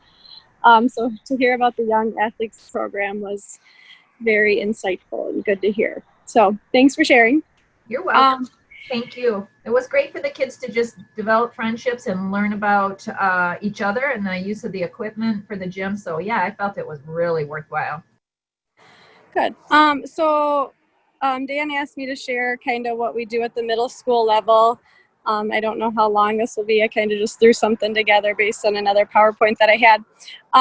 But I have two colleagues that I work with, Angela Salinas and Kathy Welch. I think they're on here, so they can chime in if they want. But they are my two right-hand women. They help me. We all like share the program equally. I kind of do the paperwork portion, but we're all very involved.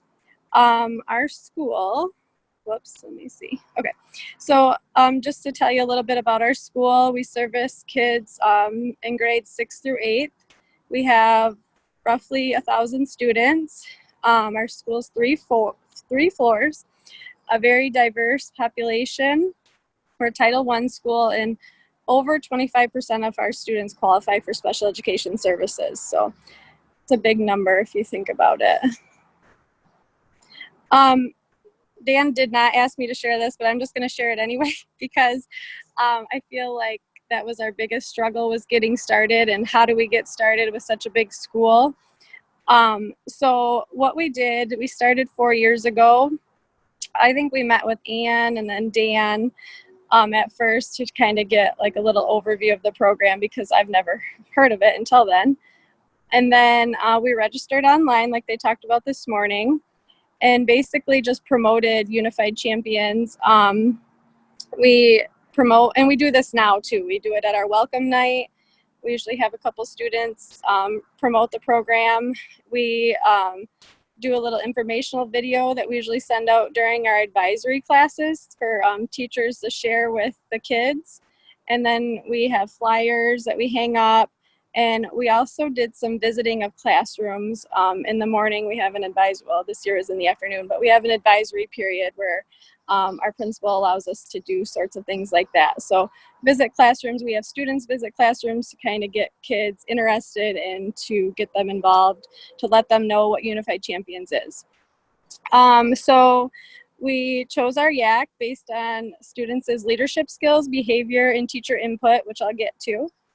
And then we also send home an informational letter to parents whose students are a part of that. And then we have students choose what sports we want to play. And then plan activities throughout the year. We usually do one activity. Whoops, and there's my Uncle Mike calling. Sorry. Did I lose my screen? Sorry. Oops, where'd it go? Okay.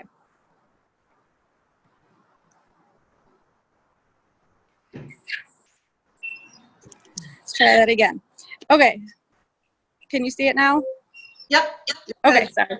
So we chose our sports. We plan activities throughout the year. So we usually do one activity a month. And then at the beginning of the year, we create our budget, like they talked about earlier. And then we submit that. And then we also plan a schedule for our yearly YAC meetings. So we do it once a month, and then we just pick what day's good, what day we're allowed to meet, and then what days work for whatever teacher is going to run that meeting. And then at the beginning of every year, we invite the whole school to come down to our auditorium. And we just do a little brief overview of the program to get kids interested. And then at that point, we pass out, I do make them sign like a little permission slip. So we pass out those at that time. And then we also have like sign up sheets for kids who are interested in what sports.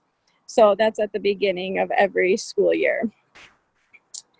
All right, so Dan asked me to talk about the 3 components and what we do at the middle school level. So the 3 components are whole school engagement, unified sports, and inclusive youth leadership. So that's that YAC, the Youth Activation Committee.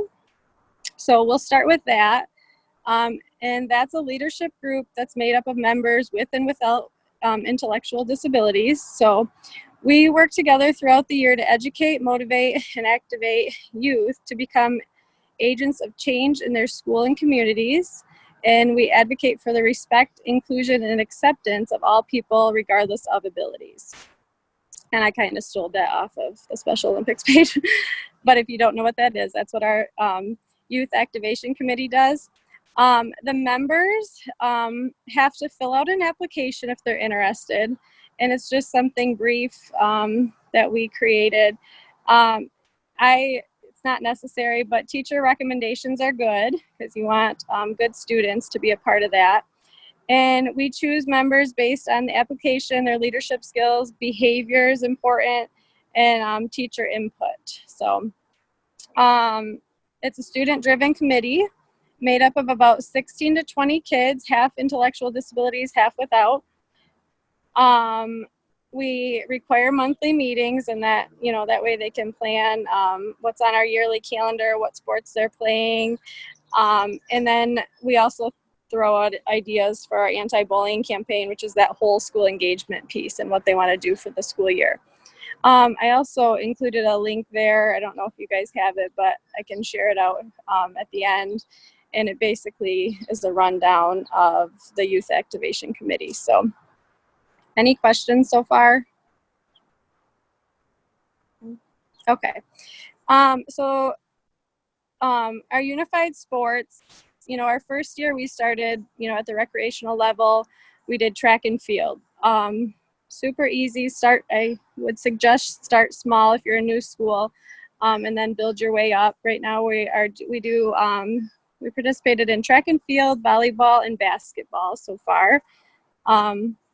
This year we got cut short, but you choose your sports based on student interest, and then find coaches. So the training is pretty easy. Dan, I'm sure, will come to you if need be, or you can get certified here. Coaches can be teachers, and this year I sent out an email to see who was interested, and surprisingly I had like 5 teachers respond and I sent out the list of sports that they could play, and surprisingly I had like 5 teachers reply back and say, oh, I might be interested in doing that. And when you coach a sport, it's not too involved because it's like an hour and a half a week, compared to like regular school sports. So anyway, teachers, any staff member, any volunteers, parents, community members, and we promote our program a lot through social media as well. So we get a lot of people in the community interested. They want to help, whether it be volunteering or fundraising. So, and then, like I talked about, we have the sign-up sheet at the beginning of the year when we do that little informational assembly. And then, kids want to play, but a lot of them are not committed. So we determine who goes to states by the kids who are committed, show up to practices, and other kids, some of the kids just have extracurricular activities such as other sports or dance or whatever, and they just can't make it. And we ran into a lot where, especially this year, some of our partners were like, oh, we want to play, but then they play travel ball, so it just didn't work out for them. So and the team must be made up of half athletes and half partners for Unified. So your athletes are your special education students. Coaches, then they can create their practice and their game schedule. We hook up with Central High School a lot, and we're hoping to get Western on board, which is our other neighboring school, to do to play games against, because those are the few schools that are part of Unified Champions that are close by. And then, we set up a Remind app for our athletes and partners, and that's a way we communicate with them. And we also started a Facebook page. So And then you have to get your physicals, volunteer forms, and code of conduct forms. So there's 3 forms there that are important if you plan on participating in the state tournaments. And then that will just lead us to the state events. So once you have your team, you have to make sure everyone is able to attend practices, scrimmages, games, and tournaments. We practice once a week usually, and then we have scrimmages and games in that 8-week time frame. I just talked about physicals and volunteer forms must be submitted to the state, and we kind of went over this morning. But physicals and volunteer forms must be submitted before attending the tournament, and that's about 6 weeks prior. You must have 1 coach or volunteer to every 4 athletes. So we talked about that ratio. And then we just created our schedule. We coordinate with other teams to plan games. We find a tournament or a couple tournaments in our area to participate in. And what's nice is our Area 9 Special Olympics, they've allowed us to play the last couple of years. So we've played unified in that tournament. So that was nice of them to open that up for us. And then we must play at least 3 games and submit the scores prior to attending the state tournament. So those 3 games are important. They won't let you play if you don't have them in. So get those in.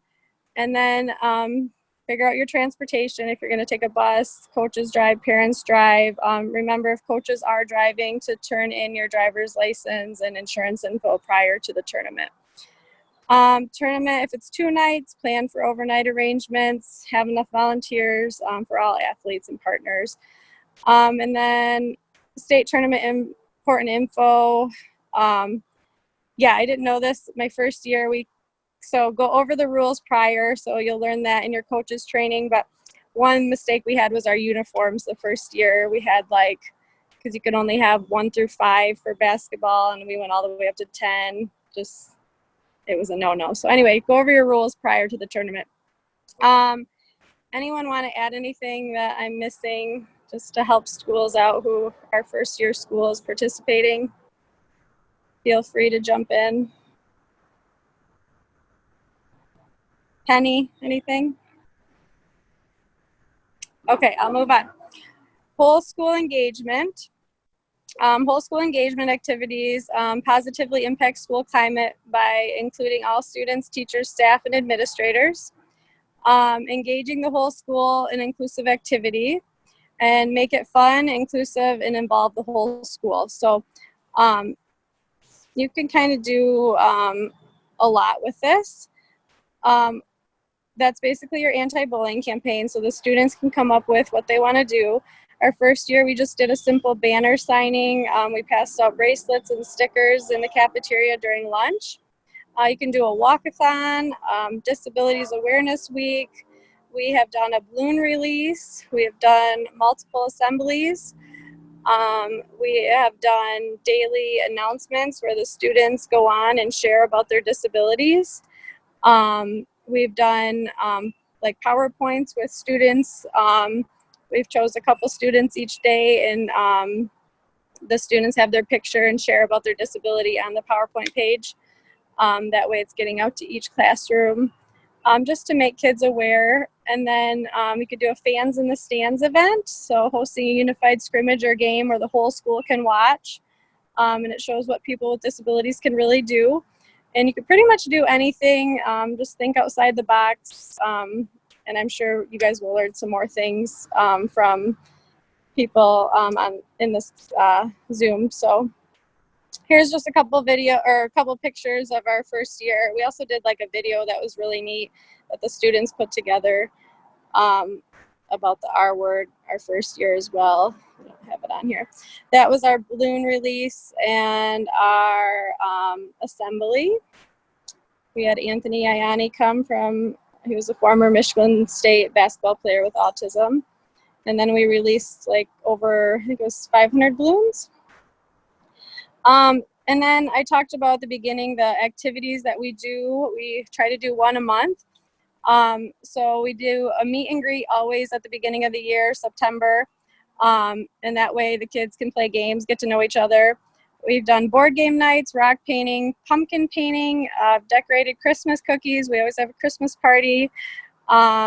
Decorated Christmas ornaments, bowling parties, end of the year fun night, big kickball game. We do a little awards, not assembly, but awards night, you could say.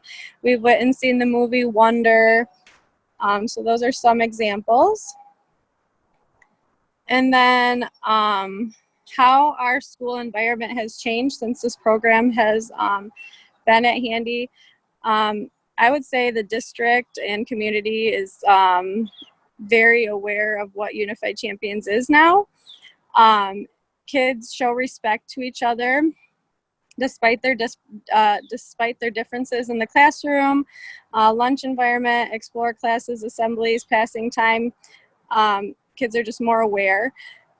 Behavior changes in the kids who are struggling. So sometimes, those partners, I've had multiple kids in my, I had a self-contained room, so I would have multiple kids who are troubled kids, come and work in my room, and they want to be in my room to help the kids. So it's amazing to see the kids who are a behavior problem thrive in that aspect. So behavior changes in partners.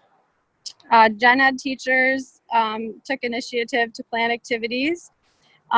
So their classes could do stuff with children with special needs. So I have a lot of teachers wanting to pair up with my class because the kids want to be with them.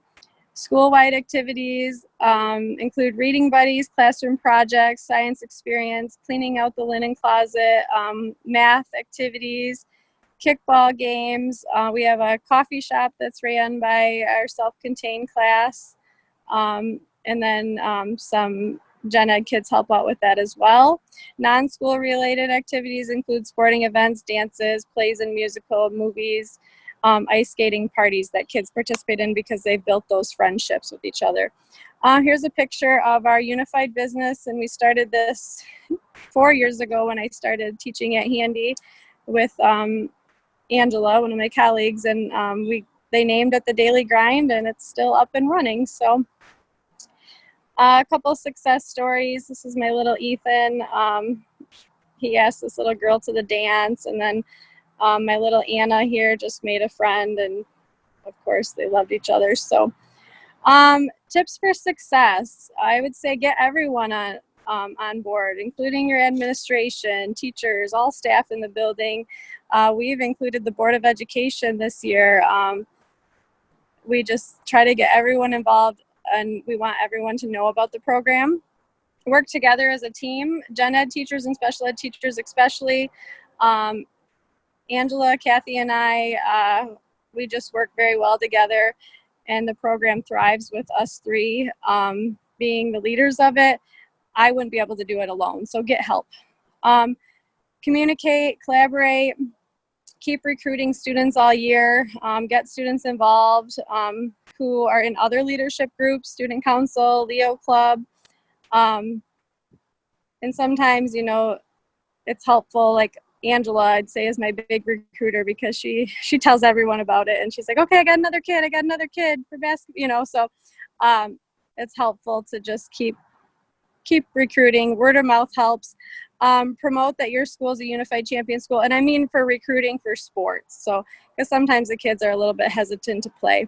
Make it fun. We make our program a lot of fun. The kids really enjoy coming to the activities. We have, 100 to sometimes 150, 200 kids come.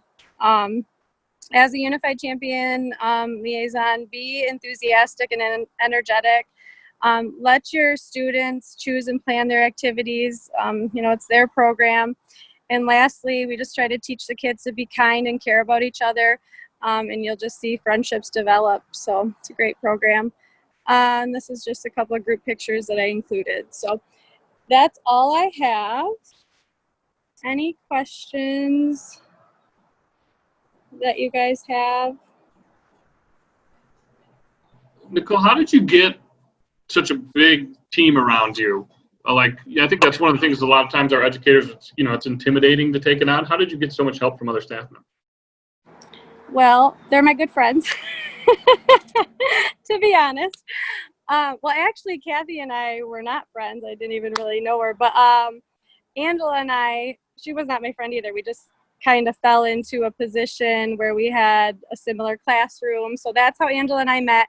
So when I got, someone asked me to go to the meeting with Ann, our administrator, I was like, not without Angela. So that's how Angela and I got involved. And then, you know, Kathy showed interest. So then she showed interest really, but I send a lot of emails because I want help, because I figure if we get help, we can have more sports and do more things. So I bug teachers. I don't know, I send emails, and like a lot of teachers, you'd be surprised because they do want to help, you know, but I mean, like I had a few young teachers, new teachers this year who are like, oh, I didn't know anything about the program. Like, yeah, if you need the help, I'll be there. So they show up, you know, so I don't know, I guess bug teachers, that's what I do. Kathy's good at, Kathy puts the guilt trip on like people, I should say. She's like, you guys should be there, you know, you need to come, like, come check it out, you know. So I don't know. So does that make sense? Yeah, no, I think that's great. I think that's. I mean, a lot of teachers are busy and they don't want to do extra stuff, but some are really interested. So emails, like I said, we do that like assembly at the beginning of the year, and teachers bring their class so they hear about it, you know. And another idea was we did this year, the kids had to invite a teacher to come. So they made little postcards. So they like, you know, I'm inviting you. I want you to be my guest to whatever activity it was. So that's what we did. That was a good idea this year. And then we also have going, because we are on this committee and Penny's on there too, but we are trying to adopt a school. So to make Unified Champions district-wide throughout Bay City Public Schools. So we're trying to adopt a school and get that rolling, and it's all in the works. So Awesome. Any other questions?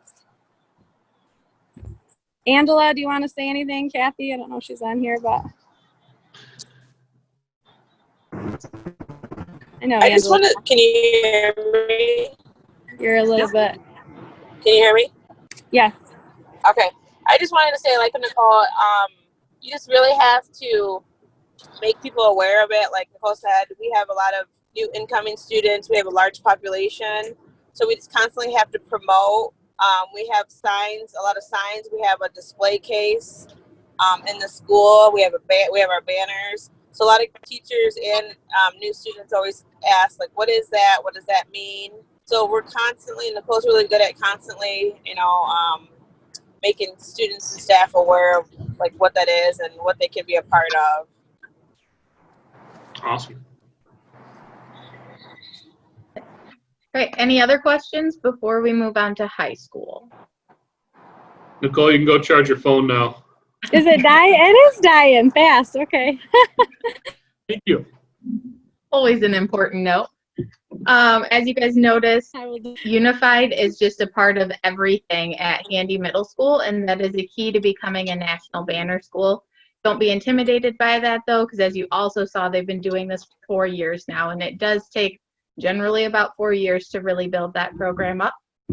So like I said, we're moving on to the high school now. We're going to hear from Susie Mitchell, who is our liaison at Howell High School. So Susie, go ahead. Hello. I'll try to share my screen. I didn't make a PowerPoint, but I just kind of made an outline of just, oh, that's not the right one. That's not the right form. Now I gotta do something here. Oh, I'll do stop sharing. And then we go to share again. I clicked the wrong one. I don't know. I'm not gonna do that. Hold on a second. Let me try one more thing. Let me see. This, okay. I'm gonna try. I think I'm gonna get it. There it is. Can you see that? Yes? Okay. Yep. All right. So I am the liaison at Howell High School, and we've had the program running for a couple of years now. And we started with basketball and pom-pom. This past year, our UCS basketball team had about 25 participants, almost equally split. We had 14 athletes and 11 partners. And then we have a pom-pom team, which is just wonderful. And everybody loves the pom-pom team is what I tell people. And that was completely student initiated. We have a really well-established peer-to-peer program at our school called TIES. And that's really where I started trying to recruit kids to participate in UCS, because I help run the TIES program at Howell High School. And these are kids that, work with students, with peers with disabilities in the classroom. And so I really tried to promote the UCS program with that group first, thinking, well, maybe they'll want to, work with their friends outside of the classroom as well. And I was lucky enough to have a few girls that are actually pom-pom members at Howell High School that approached me after I was promoting basketball and said, hey, we don't really want to play basketball, but could we make a UCS pom team? So that was completely initiated by them. The first year, they had 7 total. I think it was 3 students with disabilities and 4 without disabilities. This year, the pom team had 18 members. So they had 7 athletes is what we would refer to the kids with disabilities, and then 11 young ladies without disabilities. And they kind of steal the show. Danielle and Dan have been at our games, and they perform at halftime. They cheer on the sidelines. They're just wonderful. And what's been great about that is it's allowed kids that want to participate but don't really want to play basketball or have adaptive equipment. We have one of our athletes on the pom team that uses a wheelchair, and given the competitive play of UCS, she's not able to play basketball, but this gave her the opportunity to participate with the group, and it's been wonderful for her. She's a very active young lady, so she was so happy to have that opportunity. This past spring, we were going to start an archery club. Well, there is an archery team or club at Howell High School, and that the coach for that approached me and asked about doing UCS. And to be honest, I was terrified. I thought, oh my gosh, we're going to give kids arrows and bows, and I don't know how this is going to go. So I handed that actually over to my basketball co-coach, who Lauren Watson is her name, and she teaches in one of our certificate of completion classes. And so what she did is she hand selected who would participate in that, and thinking safety first and who can really be able to do that. And they did have one meeting. They were going to have 10 athletes, and they were going to work with 10 or more archery team members. And unfortunately, again, COVID hit us and they weren't able to do that. We were also looking at bocce ball as well. Danielle had shared with me there were a couple of schools in our area that were doing a more kind of laid back, simple type programming. And so we were considering doing that, getting a few kids together and playing some bocce ball. We also have a really pretty big YAC program at the high school that includes students with and without disabilities, and that is student-led completely. One student has a disability and one student does not. I guess they're going to be talking to everyone on Thursday. They are wonderful, and these 2 ladies, they're just go-getters, and they want to just develop UCS programming in the schools. They've worked with elementary, at the elementary level and middle school level to help facilitate programming at those levels. They're just a couple of go-getters, and I'll talk about YAC a little bit more in a few minutes. So you guys, I think all know now, like UCS at the high school, or not at the high school, but in the schools, and the 3 components. So I'm just going to kind of highlight a few things that I think make our program maybe a little bit unique, maybe not, but things that we really feel are super important for the kids that are participating in the school that we're in and how we get them engaged. Obviously, the main goals for UCS is just to have fun, develop those friendships, build that character, and then spread that sense of inclusion. But while doing this, one of the big things that I really wanted to stress, especially our second year, was just trying to give all the kids that participate like a true varsity sport experience. So we really do stress with the kids. This is a Howell High School sport. This is considered really a varsity sport. We use that language with them. So with that, you know, we have regular practices. We participate in conference play. And then at each game, we try to, you know, do the same things that you would see at a varsity basketball game at Howell. So we have scorekeepers, officials, we have a pregame routine, we have our own music that we play. The UCS pom team does perform at halftime. We also do things like having an end of the year banquet, just because every school, you know, or every sport and club at the high school has a banquet, so we should have a banquet. And then also each participant, whether you're an athlete or a partner, has to sign a code of conduct. And that is to encourage, you know, kindness and respect both on the court and in the classroom. And we use that. We use it really at basketball. The kids are so into it. We don't have a lot of concerns, really. We haven't with behavior or engagement, or we've had a couple little bumps here and there, but overall it's really usually very positive. But some of our kids really struggle to maintain that in the classroom all week and all day long. So we talk to them about, you know, hey, you are on the UCS basketball team.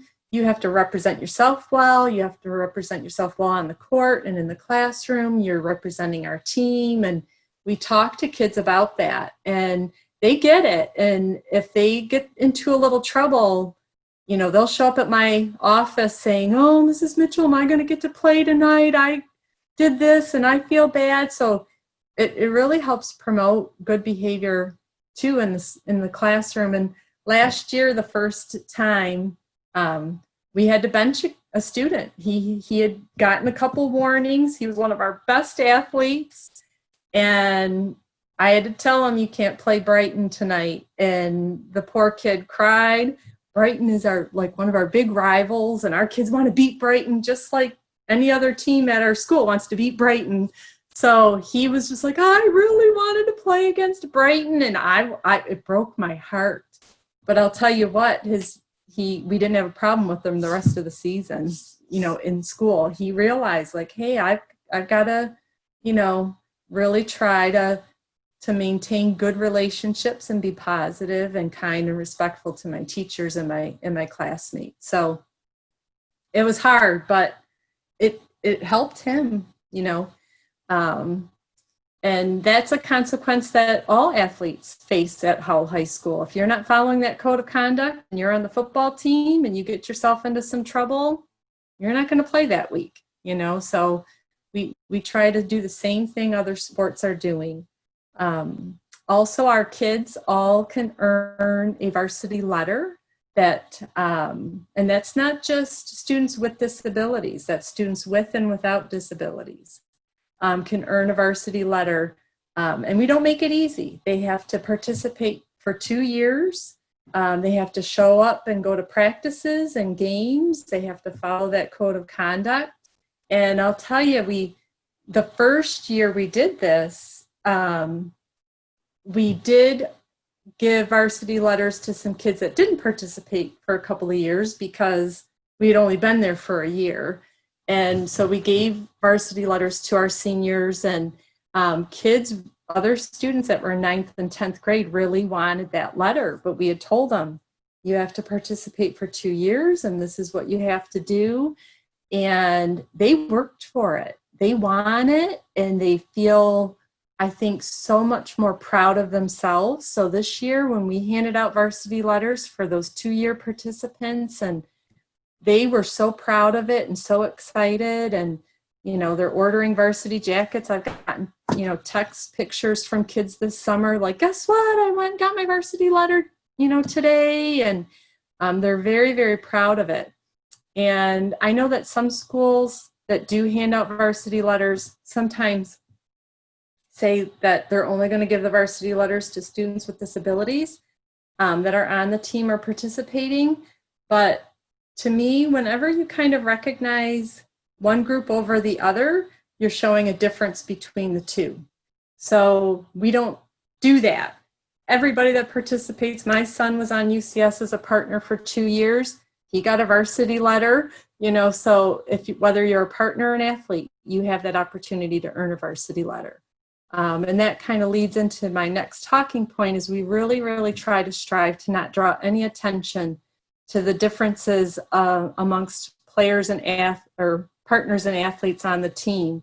One thing we've done is, SOMI recommends that, or would like, that students that are athletes wear even numbers and partners wear odd numbers when they're playing a sport or playing basketball.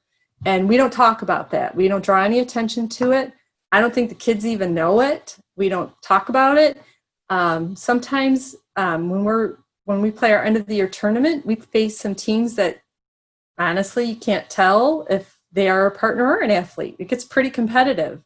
And so I will discreetly kind of go around to my partners and share, like, okay, the partners have even or odd numbers, and because it kind of changes how they play and how aggressive they play. They'll play a little bit more aggressive against another partner and pull back a little bit maybe on an athlete. So, but we still, again, we try not to even bring any attention to that. We don't talk about how many players or partners are on the court. We just don't talk about it. They might notice it, or some kids might, but some don't. When we do our games, at our home games, we announce everybody. That means before the game starts, all partners and players are announced. When we've done some away games, the school will say, well, we just announced partners here, and I think that, or we just announced players here, and I think that's really cool. But again, I would stress with all of you, anytime you recognize one group over the other, you're pointing out a difference. And so we announce everybody, and I scramble it all up. So players and partners are introduced kind of every other or every couple. And so we just, again, we're trying to just, everybody's on this team. We're all equal. We're all playing, and try not to recognize any differences. I had already mentioned the varsity letters, that all participants can earn one. And that's not just with students with disabilities, but all kids. And I will share, our first year we did that, we had 2 partners on our team, Isaac and Evan. They were wonderful young men. They were seniors. So they were awarded a varsity letter. And those 2 kids brought me to tears. At the end of the year, we had done a big disability awareness assembly and game in front of the school, and after the game they came up and showed me their varsity jackets.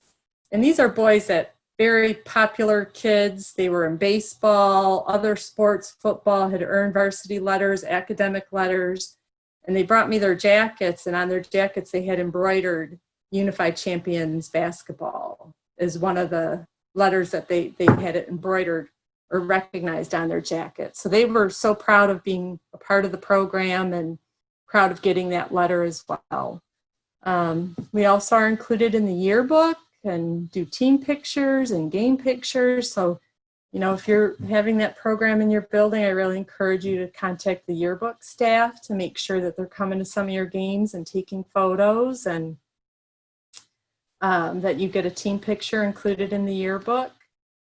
So, because every kid likes to see that, oh, like, hey, I'm on page, 82 and I'm on page 279. Like right away, everybody does that, right? When you get to your yearbook, like you check and see how many picture, times you're pictured in there. So it's important to everyone. So we do have a YAC committee at Howell High School. We meet, and it is, like I said earlier, all student led, and we meet once a month. And we're really lucky at Howell. We have what's called a Howell Flex Time every Wednesday, and it's like 25 minutes built into the day. And it's kind of like a homeroom. It's like a homeroom period. And during that time, kids can go around and access help with teachers for schoolwork, but also you can have some club meetings and team meetings during that time too. So that has been a huge facilitator for us with YAC because it allows more kids to attend. That you don't have to worry about like a before and after school event, where they'd have to get transportation or they'd have to like somehow get, come to school early or stay late and figure out all that, which I think are sometimes those barriers that we face or that kids face when they want to participate but don't have the ability to stay after school or come early.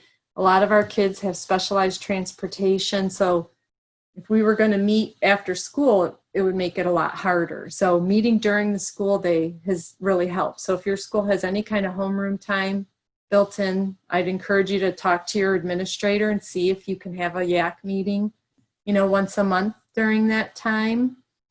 We have usually over 40 kids attend. Anyone can participate in YAC. It's open to anyone. I would say it's pretty evenly split between students with and without disabilities. And I meet with the two young ladies, Anna and Mariah, that lead the meetings. They're kind of like the presidents or the leaders of the YAC. We're very casual with YAC, but they're also very active. So it's, I don't know, we've had really good participation, and the girls do a great job running the meetings. I meet with them ahead of time. We go over agenda. They always have ideas of what they think we should talk about. And at our YAC meetings, that's when they talk about the different fundraising events. Last year, we got involved with the Polar Plunge. They help promote those fundraisers in the school and in the district. They also make posters for games. But one cool thing at Howell, anybody that participates in a sport or an art or a club, little posters are made for their lockers, that have their names and have whatever sport they have. So our YAC makes those for all the participants in basketball and pom. I'm sure we would have gotten to that with archery.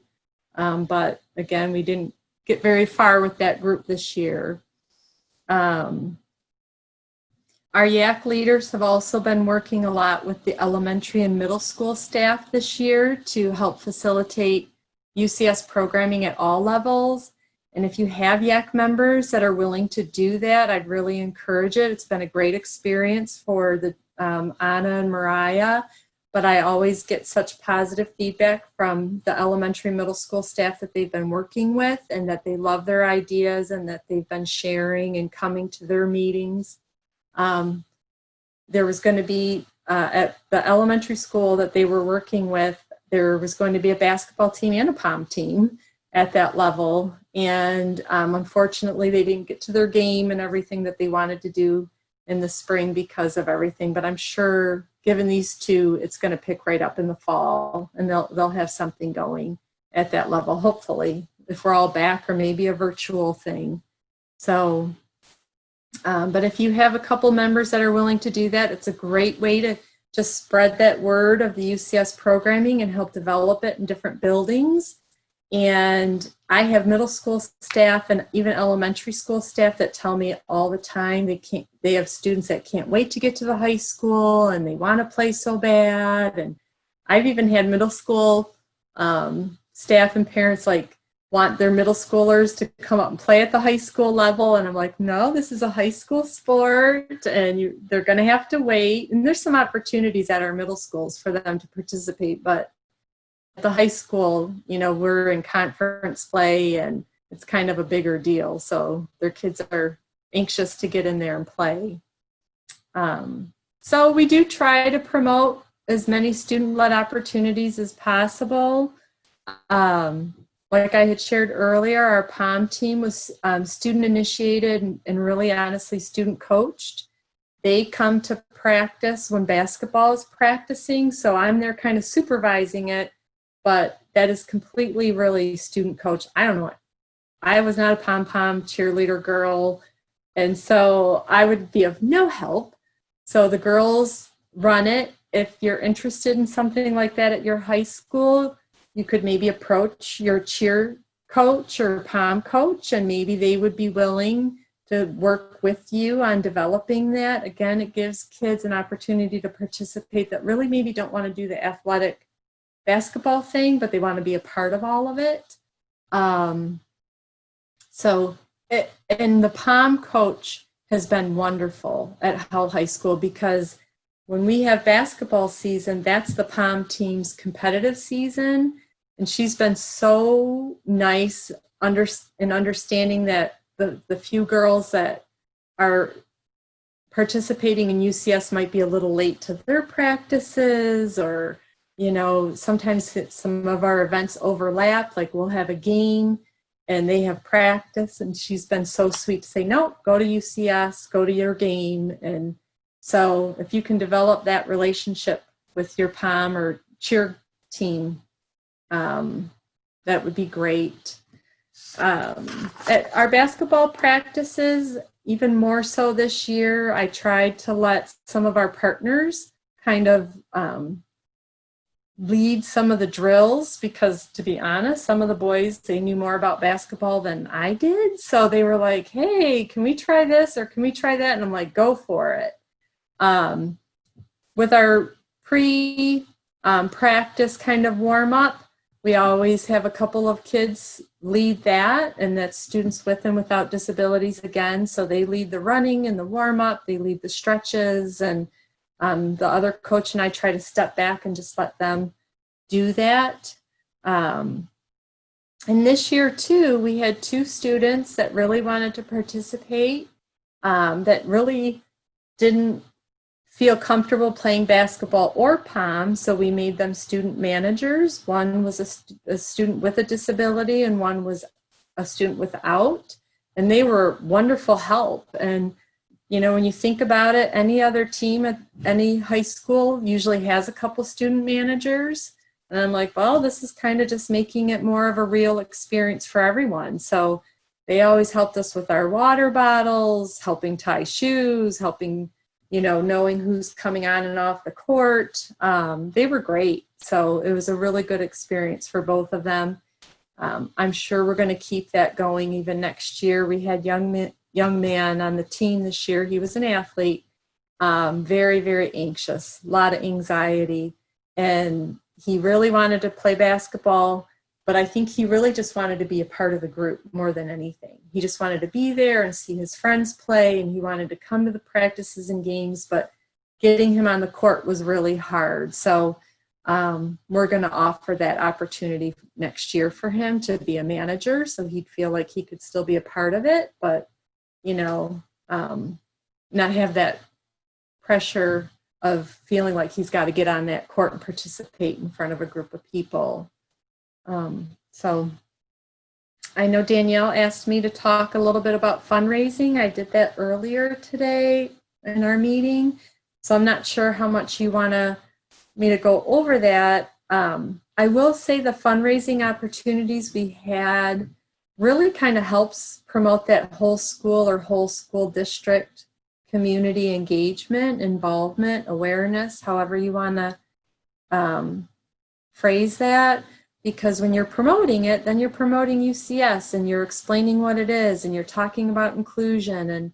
And you know, that was a really great way to kind of get our whole district behind us. And we have a lot of people attend our basketball games, and it's funny because I'm so focused on the kids and the team and the game that I don't even know for sure who's there and who's not anymore. And I'll have teachers and staff from other buildings like, oh, I was at your game the other day. It was great. And I'm like, oh, I didn't know you were there, you know. So those fundraising opportunities really helped shine some light on the programming too, because, you know, you're getting the word out, hey, we're raising money for this, or we're going to host this. And, you know, it just gives that opportunity to communicate and talk more to people in your district and community. So the t-shirts things was a really easy idea. We just put it out there. I couldn't believe how many were ordered. I think there were at least 80 or more ordered, and between students and staff. And I love it, love it, love it when I'm walking through the high school building and I see some kid that I don't even know wearing one of our t-shirts. So I'm like, that is so cool. I don't even know you. You're not even on Yak or in the, you know, they're not maybe even participating, but they ordered a t-shirt and thought it was a cool thing. And, you know, I love that. I love it. Or like if I'm at Meijer and I see some adult with it on, I'm like, that is awesome. I don't even know who you are, but you're wearing one of our shirts. So it's a great way to get that word out and to, you know, share with people what you got going on in your building. The Buffalo Wild Wings, that was, to be honest, a little bit more work, partially because we did the whole gift basket raffle, but that was so much fun. It was a lot of fun for the kids. So Buffalo Wild Wings is wonderful. I'd have to guess that most do this. Most Buffalo Wild Wings do this 20% deal where they'll say like, oh, you know, December 4th is Howell High School's UCS night. If you come and you mention that program, 20% of the sale goes to the program. So that part's pretty easy. You got to get the word out and try to get people to come, which we did. But then we had decided to do a gift basket raffle too. I've done that for my own kids, like their sports teams throughout the years, and I knew we could raise a lot of money by doing it. And that was another wonderful way to kind of get your whole school behind you, because what we did is we promoted it, and then the TIES program, our peer-to-peer program, they got a basket. They were like, okay, well, they did actually a sensory basket. So we actually, what did we call it? A Keep Calm basket. And so we even had like Keep Calm t-shirts in it for autism awareness. There were a ton of fidgets. So what we did is we promoted this, and then staff and students donated items for the baskets. Parents donated items for the baskets. And then kids in our certificate program, along with their peer buddies, made the baskets, and they were beautiful. Danielle was there that night, and I think we had about 10 baskets, and they were beautiful. And just with the baskets alone, we raised over $600 just on the baskets. And then at Buffalo Wild Wings, we raised over $600 in the sales. And they said that was really probably one of their best nights that they've had. And the restaurant was packed. It was really cool. And so that night, those raffle baskets were there. And our kids, players, POM, student council members, they walked around the restaurant and just sold tickets. They sold tickets to people and families. And at the end of the night, we raffled them off. And just doing that part, you know, like I said, it raised a lot of money for us. So that was a lot of fun. Now I'll just kind of talk a little bit about our whole school engagement. Again, I'll just stress, if you do have a peer-to-peer program, it's just a wonderful way to get things started in your school. I'd go to that group of kids first. The biggest obstacle that first year that I faced with starting a UCS team was recruiting kids. And, you know, going to the peer-to-peer program was a great way to do it. Another great group, if you're looking to recruit more kids, is the Interact Club. Most high schools do have, and middle schools have, an Interact Club. And that's a club of students that are looking to do volunteer work. So you can actually maybe attend one of those meetings and to come. I've gone to present at the student council meetings and to encourage their involvement. they're always usually a great group of kids to get involved. So let's see. I talked a little bit about earlier the senior survivor event at the high school. That was kind of like this big whole school engagement thing. It's a wonderful fundraiser every year. And really, honestly, the whole school gets behind it. And it was nice, you know, like Dan had pointed out, it was already an established thing. I didn't have to do a whole lot for that. I just so wish we would have had a regular school year, because I just would have loved to have seen that all come together. They were going to involve our teams in some of the events and activities of that week. And I think it just would have been so awesome. It was still awesome with what they did, but I'm just saying it would have even have been bigger and kind of cooler. So with regards to disability awareness campaigning, the last few years we've been able to do an assembly in front of the whole school. And again, we're very fortunate we have that like flex time or homeroom time. So we've been able to have a game. We have a game in front of all the kids at the high school and staff. And that's very cool, because usually there's over about 2,000 people in attendance at those games. And we're fortunate enough that we've had enough kids participate in basketball that we've had actually 2 teams. So our green plays against gold. And again, that's a big thing. There's, you know, they talk smack the whole week or 2 going into that game and who's going to win and what's going to happen. And our POM team performs. And again, we try to make that student-led as much as possible. So the last 2 years, the officials during that time are students, and then our announcers are students, the gamekeeper's a student. This year, the announcer was hilarious. He, you know, introduced everybody, but throughout the whole game, he commentated and like just he knew all the kids' names and would make little comments and jokes throughout the game, and it really added a lot to it. It was a lot of fun. You know, we've held, so the school assemblies, we've also, as a school, made a disability awareness video, and we pulled the TIES program together with UCS, and it's a wonderful video that was shared with all the classes during one of those homeroom time. And then all homerooms too, or flex time, teachers were provided disability awareness activities to do with the kids as a follow-up for the video. And really what I did with those is I tried to make those activities as fun and light as possible, because I just wanted kids to have a positive experience with that, and I wanted them to really see that we're not all different as we think. And so one thing I made was one of those would you rather games, and classes had to line up, kids had to line up, they had to choose would you rather, you know, eat snails or worms, and, you know, had to make a decision, and they could see, you know, hey, there's a lot of kids that would rather eat snails than eat worms. And so we had kids, the year we did that, we had kids from our certificate program go with their buddies from the basketball team, but also from the TIES program to different classrooms as well. So that way they were more a part of the whole school. We've done the whole sign the pledge. An easy way to do that is just even do it during lunchtime. We, you know, had a huge table out. We put the banner out. We actually had a banner made by our school, because it was really big then, and a lot of kids can sign it. We have actually 2 buildings, and we have a big population. We've got about 2,300, 2,400 students.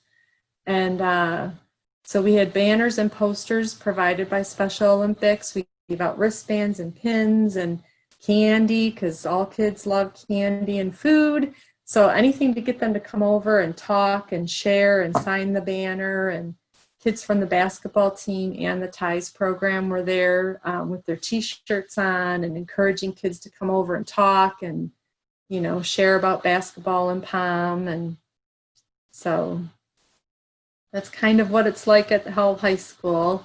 We try to make it as much fun as possible, but again, you know, setting that bar a little higher, like, hey, this is the real deal. You're in a real varsity sport here. We really, even, I don't know if honestly we're considered a true varsity sport, but we treat it like it is. And they really, you should just, the pride in that is amazing. They just feel so good about it. And Danielle probably already knows Anna earned her varsity letter this year. And she's already ordered her jacket and she's super excited. And I get texts and pictures from her about it. And so it's nice to see. And I said to her dad, and I don't think he'd mind sharing about the varsity letter, he said to me, oh, she wanted that so bad that first year. And I said, you know, I could have given it to anybody on the team. I could have. They say it's up to the coaches what criteria you want.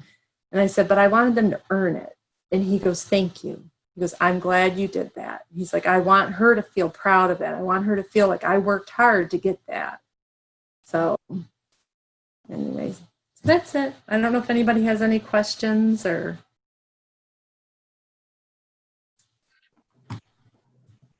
I will mention that Anna and Mariah that Susie talked about will both be speaking on Thursday, so you can hear their perspective of these activities that Susie talked about, especially how they're working with the elementary and middle school to bring Unified down there as well.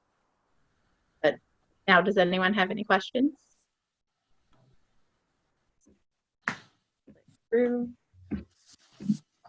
Okay, just to kind of summarize everything, I hope that everyone noticed that at each level, all students were given an opportunity to lead, whether it was in young athletes, getting to choose what sports they were doing, what activities they were doing, and what friend they were doing it with, all the way up to middle school and high school, where they're choosing the actual sport for the school, planning their meetings, getting everything going with just that liaison there as support.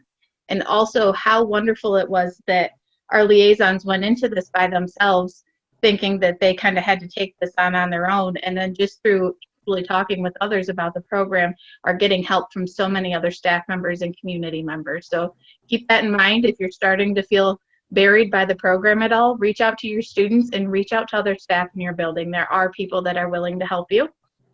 So now I will kick it over to Dan or Jamie, one of you, to talk about reporting. Yeah, I just want to say, am I muted? No, you're good. Okay, sorry. Awesome presentations. And I think one of the other things is, like Danielle kind of mentioned there, start small and work your way up to whatever other events you want to do. That's what we see with a lot of schools. So thank you all very much for sharing. I'm going to hand it over to Jamie to talk about the good stuff, the requirements and the reporting. So let me give you the remote, Jamie. Okay. There we go. Should be Okay. good. Perfect. Oh, the fun stuff of reporting. Most of you know about our reports and requirements. We have just a few changes this year. Whoops.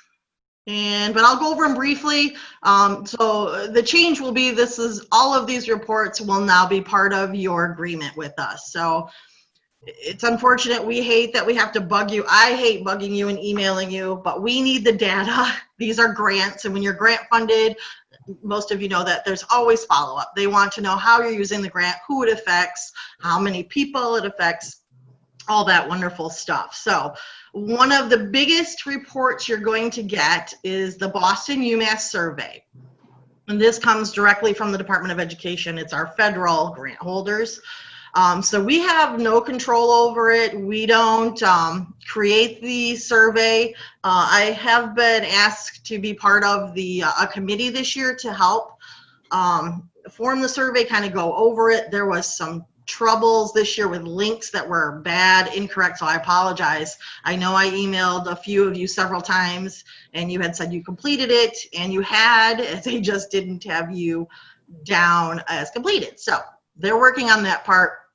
So with this Boston UMass survey, It takes about 30 to 45 minutes. It is a long one. It is in-depth. They want to know info about every single aspect of your program. It also, I've seen some of the questions, so I know it asks about, I think, unemployment rates. It asks housing, safety, just some strange questions that you might not know, and it's okay. All we ask is you go in, fill out as much as you can, keep answering the best you can, so that we show that you did the report.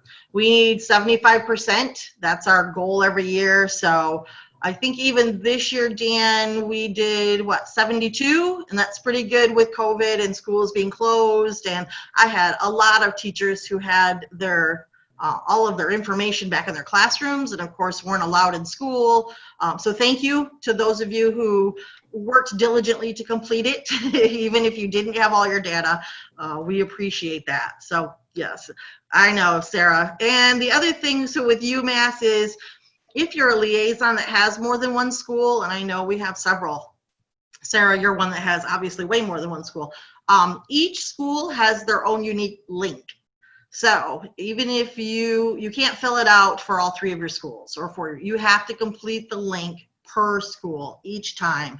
So yes, unfortunately that's a half hour per school to do it. But again, our funding is contingent to us getting at least 75%. So I think the year before we were up to 90% completion. So we've done fairly well. You guys have been awesome. Hey, Jamie? Yeah. Do you want to mention what we're trying to do with sketches real quick? Oh, yeah, I sure can. So sketches as far as this meeting, so I did find out there is an option to earn sketches by completing online surveys. I did not know this was a possibility. I talked to our liaison at CMU, and she's not aware either, but I'm working with, and I can't think of her name right now. Anyway, it's someone who works at the Department of Education through the state of Michigan to kind of come up with a way to do that. So that way, even if it's a couple sketches, it would be worth your time. You get something for it. We've thrown around some incentives as well. We may do that this year. So, people who complete it will be able to, maybe have a drawing or something. So we're working on some other incentives just because we know it takes time. We appreciate everyone's effort getting it done. So yeah, I'll keep you guys posted on that as soon as I hear. The other 2 reports you get are from me, and they'll come from my email. I send it, it's a midterm and our year end. These are just strictly data driven. We just need numbers. How many students, how many athletes, how many partners, those kinds of, and they usually take about 10 minutes. So not too long for the most part. I send one out in November, about then it's due in January. The other one I send after the Boston UMass one, which kind of stinks because you think you've done one and you might have, but you haven't done the other one. So I may be hounding you, twice, but it's due. I'll send it usually May, due in June. A lot of times it doesn't change. It depends on what you're doing in your program. So some programs obviously they do their sports component early. They might have one in the fall, one in the winter, which is why we send it to capture both sets of numbers. But again, and this year we did something a little different. We used SurveyMonkey. We combined it with our census report, so you weren't getting those 2, you had the one report and then you had like a sheet to fill out all the numbers. We kind of threw them together. I have not heard any negative feedback yet, so please feel free though to let me know. We always want to work to make it as easy for you as possible. So we're always open to suggestions, however we can streamline it and save you guys some time. We're hoping some of the rosters might help with that too. Let's see. What else do I have? Oops. Next one. Oops, that's not me. Oh, shoot. Oh, am I going the wrong way, Dan? Sorry.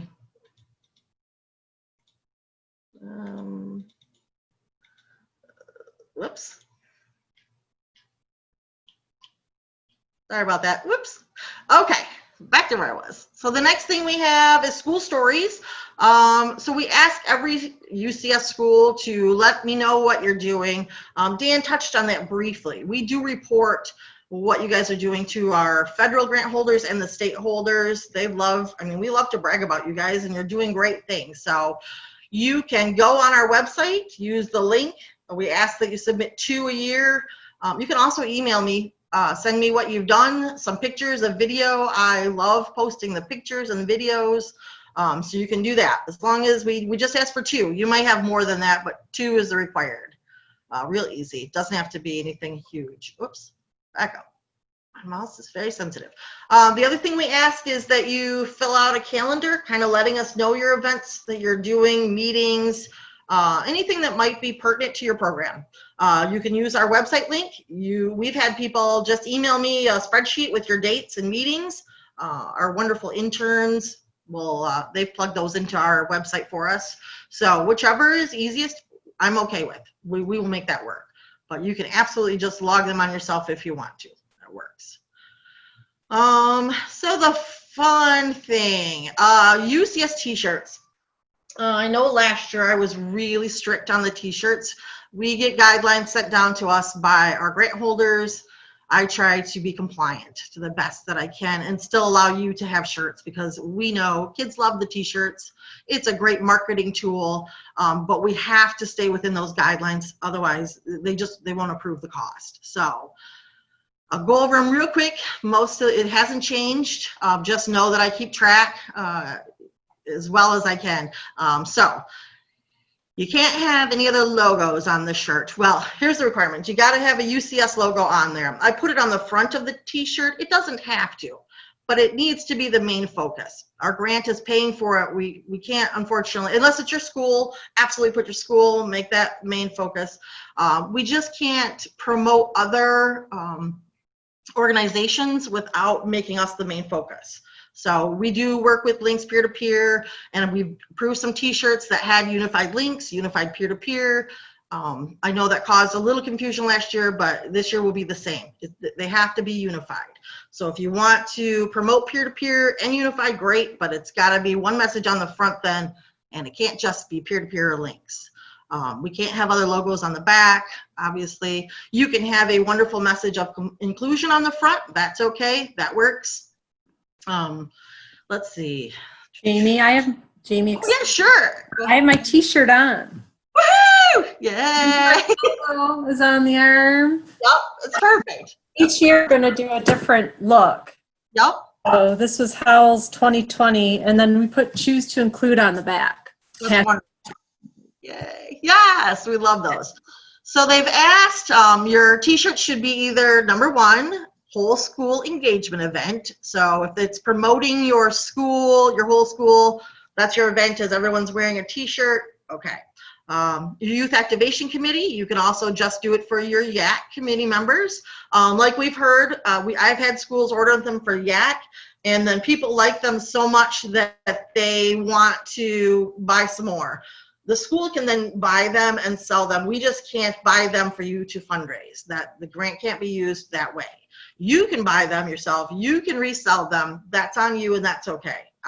We can't do that on our end, but that hasn't changed. Let's see. Or as a uniform, you can buy t-shirts as a uniform. Make sure you're using appropriate guidelines. Obviously, numbers, those kinds of our logos has to be on there. Make sure you're using the correct Unified Champion School language. I'm not trying to point out some of our schools that have been here along with us since the beginning, but we won't pay for anything that says Project Unify. Can't do it. I'm sorry. It's got to say Unified Champion Schools.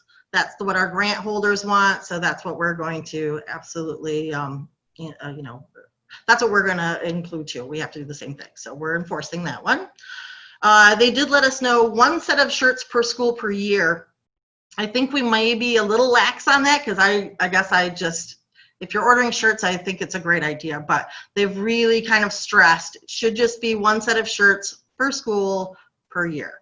So we'll kind of be watching for that. Of course, maximum cost is $6. That hasn't changed. That's for this regular sizes. If you spend more than that, and those of you who have done that, I get a hold of you. We've worked out some deals where the school picked up the other portion, but truly it's easy if you just keep it under that limit, and then it seems to streamline the process a lot easier. All proofs must come to me beforehand or be pre-approved. So what we ran into is We love that you're using your local vendors. We have no problem with that at all. A lot of times they'll cut you a good deal. My problem is a lot of times you're working with them and I don't see the proof. So then we get an invoice or reimbursement, and then I have to backtrack and go, okay, I need the proof to approve to make sure it's within our guidelines. And then we can pay it. And sometimes the proof is not approved. And so then we run into the hassle of, here we have a bill to a vendor that wants to be paid. We can't pay for it because it's not within our guidelines, which could have, and they've already been printed. So I'll try to keep track. If you use a local vendor, try to include me even on your email. And that way, when they send you the proof, I'll get it as well. It might save you a step. Otherwise, just try to remember to forward it on to me so that I can see it and approve it. And that way we won't have any hassles afterwards. Of course, any color is fine. We're still okay with that. We just found tie-dye usually is too expensive. But if you have a local vendor that has a surplus of tie-dye shirts and they're going to cut you a great deal, that's fine. We're okay with that. Again, send me a logo, send me your proof, and that way we'll work out any of the, if there are some glitches, we can work them out ahead of time.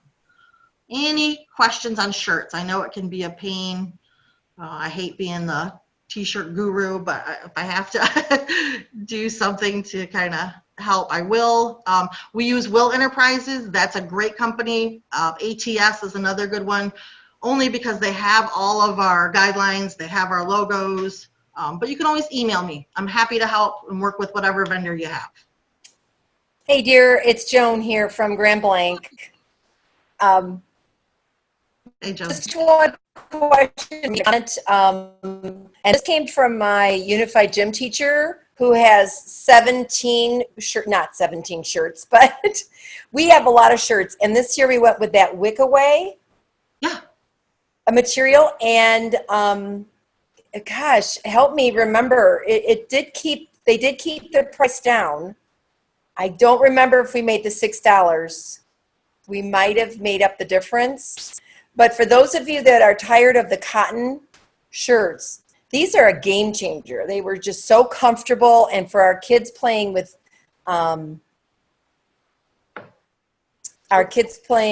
sports, it really helped pull away the sweat and kept them cooler. So maybe good for uniforms for sure. Definitely for uniforms, but Don just kind of said, I'm not putting on another cotton shirt. And I said, okay, well, let me look into that. And let me just tell you, Will Enterprises, they are fantastic. Yeah, we've had really good luck with them. They're great about invoicing. Yeah, even when we've had some issues, they're great about splitting the invoice. So I can't praise them enough. I try to be fair to everybody, but they've just really went out of their way to be helpful. And we did 1 year ago with somebody else, and we went local. And we went back to Will Enterprises. It just wasn't even worth it. I wanted to stay in Michigan, and you guys had somebody in Michigan, and that was a mess. So we went back to Will. And yes, someone just asked if Will does have the wick away. So I just wanted to throw it out there, and I hope that that's okay. Yeah. But these shirts, they are so, I don't have mine on right now, but we kept getting people saying, oh, I'll buy that one and not the other one. So there's that. Perfect. Wonderful.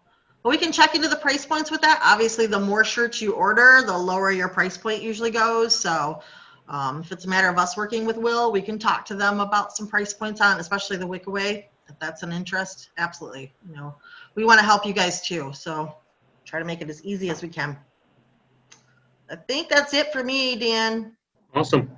Yeah, I think Will's usually, even if it is a wicking type shirt, I know we've gotten some stuff from them previously for an event, and I think we printed on the arms and the front and back, and they were only like $7 or something like that. So worth looking into. The other thing I did want to mention is, you heard a lot of our schools now are starting to sell t-shirts. What we cannot do is use our funds to buy the shirts to sell.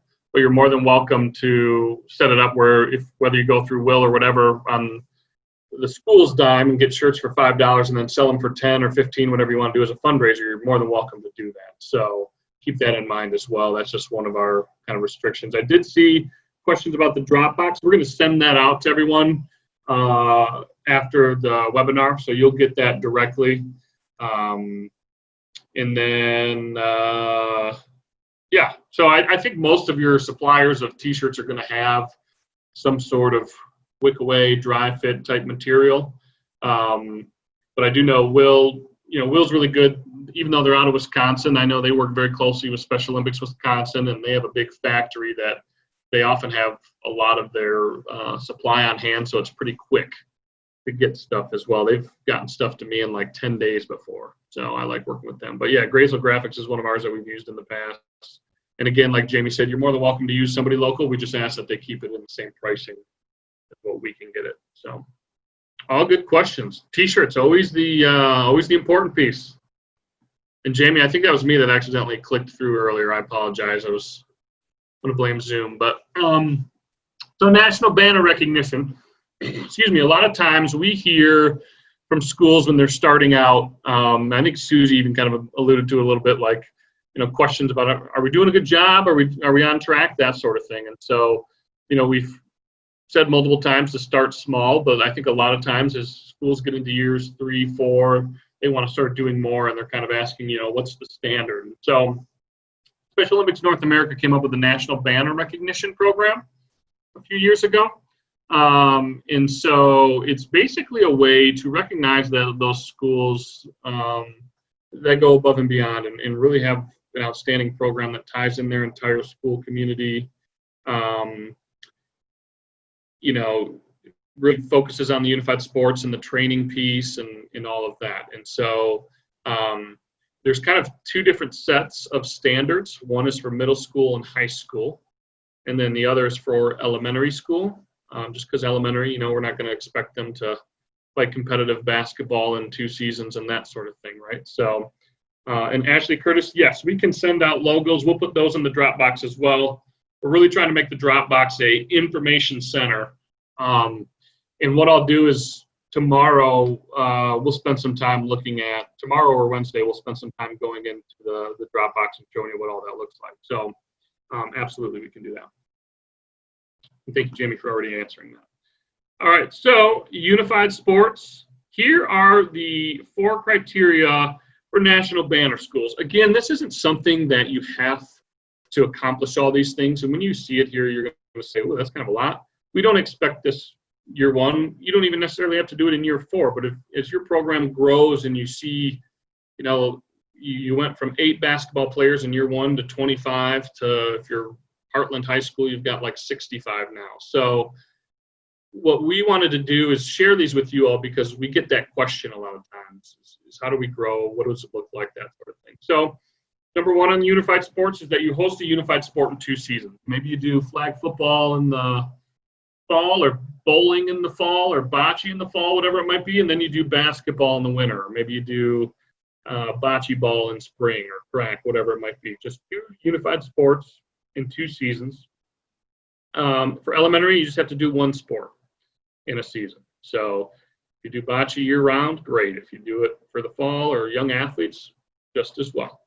For high school, middle school, it occurs regularly with competition. So athletes and partners, teams train, and then they either do something like league play, or maybe they go to a local or a regional or even a state level event. So there's the training and the competition piece.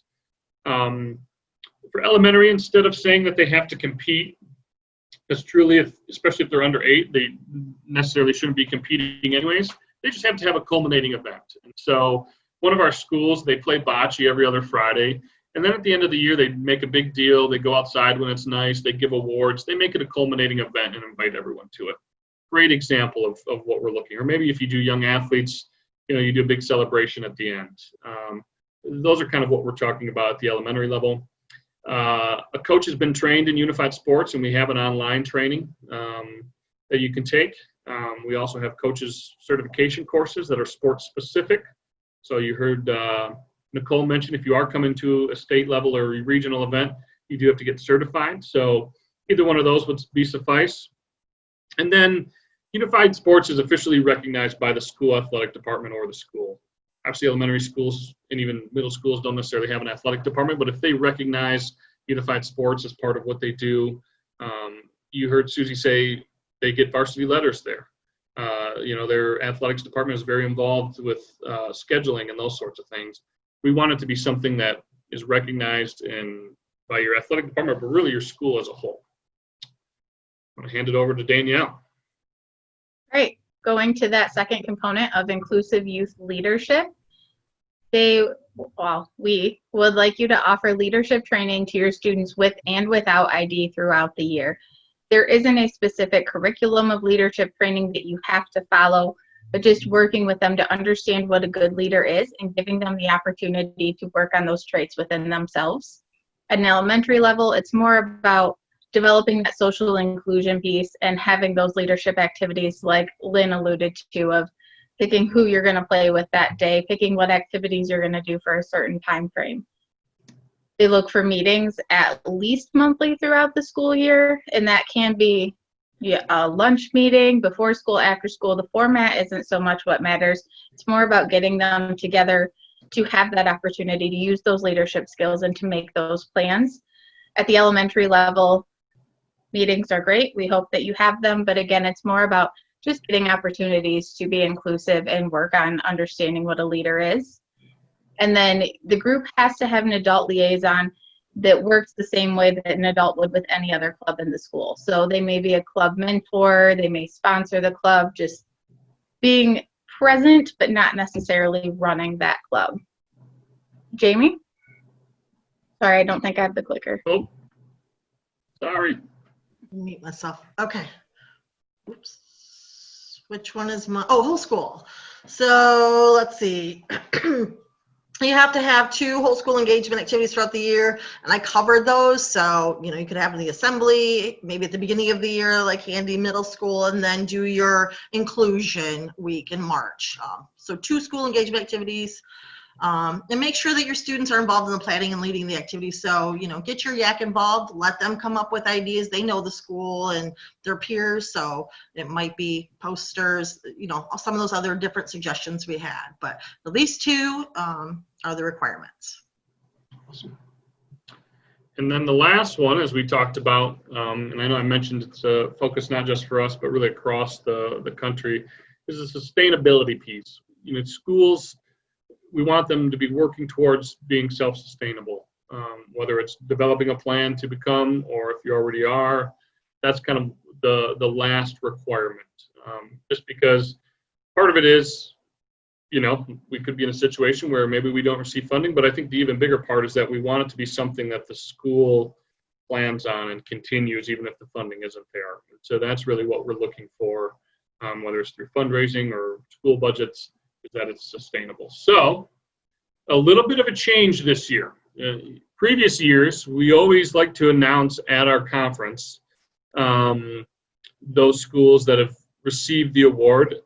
Special Olympics International has changed the process a little bit, and I think it's been delayed a little bit as well because of people being distant in virtual world and all of that. So right now, what happens is there's a national board that kind of certifies it, that Special Olympics North America has put together. And so we have submitted our nominees. We're waiting on them to confirm them and say, yes, these schools are a national banner school.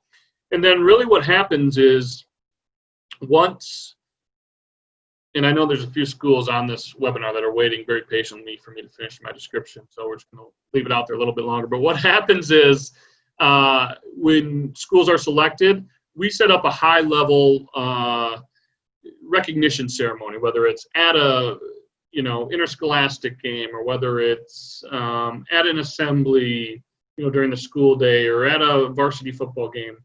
We'll work with the school to plan to plan their banner ceremony. Each school is going to get a large banner to be hung in the gym or in the school somewhere prominently, stating that they're nationally recognized as a banner school. And so, without further ado, we have submitted 5 nominees this year, and they are Heartland High School, Howell High School, Lansing Everett High School, Meadowbrook Elementary, which is over in Grand Rapids at the Forest Hills School District, and Novi High School. So congratulations to those of you that are on the call. Very exciting, and I think it's one of those things that it's always exciting for us to have these schools nominated, and you heard the great things they're doing, and you heard how Nicole's school, how they've grown, and what that they were recognized last year. So it's one of those things that we're very proud of these schools, and they should be too. So this year the ceremony piece is going to be very interesting. So keep posted. And I'm wondering if that's something that, as we that may be what has delayed the process on their end. They're probably trying to figure out, how we're going to do a large scale assembly or something. So, and if it gets pushed to next fall or next year, we'll do that. But we're excited for Heartland, Howell, Lansing, Everett, Meadowbrook Elementary, and Novi High School. So congratulations to all of you. One other thing that they've done the last few years is ESPN has gotten involved. And so they have what's called an ESPN honor roll, where they recognize, based off of all the accomplishments of schools throughout the country, they'll recognize the top 30 schools with an honor roll. And then they actually do a large scale presentation they pick the top 5 schools who are the most active and, create the most change in their school. So we don't know who that is at this time. Typically, we'll work with our North American office. If they think there's a school in the top 30 or top 5, we'll work on a kind of a further submission. But it's really a unique way. And really all the schools, it's exciting because of the large-scale event that we do to recognize, and it's a celebration of the school and all they've done. And ESPN coming in has just been a welcomed partner because they really do a nice job. And a few years ago, this is a picture from Brighton High School, Brighton, Michigan. They were one of the first, I think the first time they did a top 5, they were one of the schools. So you see Michelle Steele, who's a ESPN reporter. She does the NFL and large-scale events. She came out to Brighton, and they really did a nice job. So the more excitement to look forward to. Hopefully, at least one of our schools is nominated for the honor roll. But either way, great honor. We're excited for all of the schools. We'll be in touch as we kind of learn more. And once we know for sure who's been selected at the national level, we'll be contacting you to say, Lansing Everett, for example. I know Lansing Public Schools is going to be virtual to begin with. So we'll work it out with each school individually to set those up. So congratulations, everyone. A couple other things that we're going to touch on briefly, just so you kind of see where we're going with our goals and what we want to do this year. One of the things that we're looking at is growing district-wide. So we have all these great programs, and one of our schools that presented earlier mentioned, I think it might have been Nicole, that they're adopting an elementary school or another school in the district. We love that. We absolutely do, because we know this year it's going to be tough to grow. But one of the ways that we see success is when we have one school, and I picked Rochester Community Schools because that's where my wife went. So I was able to handpick all the school names that are real schools. So, she went, let's say Hugger Elementary is the first school to come on board in Rochester. And then from there, maybe we can reach out to Stony Creek High School. Maybe there's a contact with our liaison at that school, or Rochester Adams. So in year 2 or 3, we had a couple more. And then as we kind of grow our number of schools, what we want to look to do is to develop a district leadership team. Administrators, educators.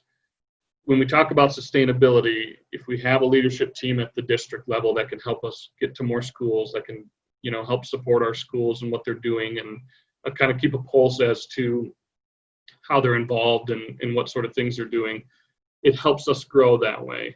And then eventually what we want to do is have your entire school district, in years 5, 6, 7, 10, whatever it is, your entire school district is an inclusive school district through Unified Champion Schools, and we want to help kind of build that as our schools get involved. So, Scott, you might have to help us get into Rochester Adams since you're an alum there. So, but keep this in mind, because if it's a school in your district that you think, hey, this would be great for such and such a school, let me share the program with them, connect us with them. We'd love to set up a meeting, even if it's virtually, with you and them, so you can share what you do and we can share sort of the ideas of the program and what it looks like.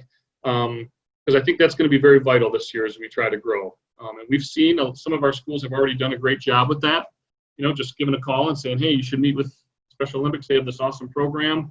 You know, schools probably see what you're doing and saying, hey, we need that. Help us make that connection. It'll be very valuable. And we see students when they can go from elementary, middle to high school and continue to be involved, like Susie said. You know, the middle school students say, I want to stay involved. How do I play on the team? We can do it at your school now, and then you're ready to go when you get to the next level. So keep us in mind. We're going to be making that ask multiple times throughout the year to grow within your district, to make your district as inclusive as it can be. Another thing, social media. We would love to see what sort of things you're doing. We appreciate when you all fill out that calendar, because we go through that, and if we see events that we can make, you know, we'll reach out and say, hey, can you tell me more? Or I'm going to be in the area. I'd love to stop by and see it. But you can also tag us in social media. So here's some of our handles. Special Olympics Michigan, and it kind of works both ways. If you want to see what's going on with our organization, we're posting all the time. But for Instagram and Twitter, SP Olympics MI is SOMI's account. And then also SO North America is SONA, who manages all of Unified Champion Schools. They're always sending out great resources and different social media challenges. And Danielle, do you want to share something as well? Yeah, the SONA account is always looking for schools to share what they're doing so they can share it out nationally. It's also a great thing to keep an eye on, especially on Instagram, for student leadership ideas. The national version of the YAC, the Youth Ambassador Program, is working pretty much exclusively on the SONA Instagram right now. So that's where you'll see they've created inclusion bingo or different spirit weeks or what projects they're working on. And those are things that can be adapted into your own building. Awesome. Thank you. And so, yeah, share what you're doing. If you've got an event, if it's your first game, if it's, you know, that's all exciting. We want to know about it and share it out with our contacts, you know, whether it's North America or Special Olympics Michigan, but by all means. And then Facebook, we have a Special Olympics Michigan page. We also have a Special Olympics Michigan Unified Champion Schools page that we're going to work, and we're going to try and post as much as we can, especially with things going virtual, making it easy to find. I've been talking about the Dropbox, and we're going to put as much as we can there, but if there's something that we want to share out or one of our other cohorts does and we want to just share it, we're going to share it on our Unified Champion Schools page. So keep an eye on both. We encourage you to join both so you can kind of keep track on what we have going on. And if you tag our accounts, there's a good chance we're going to follow up and pick it up or share it. So, Jamie, did you have something else to add? Just if the school has their own unified page, let me know. I know Bay City does a great one. I believe Holt is the other one that I follow. It's a great, I mean, I pick up stories from that as well, pictures, but your posts are great and we brag about them. So if you have your own unified page for your school, just give me a shout out so I can check it out for you. And I think we've added that. I think Margaret was adding that to our budget sheet, just saying, hey, do you have a Facebook page? Let us know what it is, and we can look it up that way and kind of track it too. So that's very helpful to have some positivity on the news feed. So thank you all. Partnerships. I'm going to touch on these pretty briefly. Michigan High School Athletic Association, we're going to talk a little bit more about that tomorrow morning, but we've partnered with the MHSAA for 4 or 5 years now. It's been very, very beneficial. You heard Susie talk about interscholastic unified basketball, where they go and play other schools.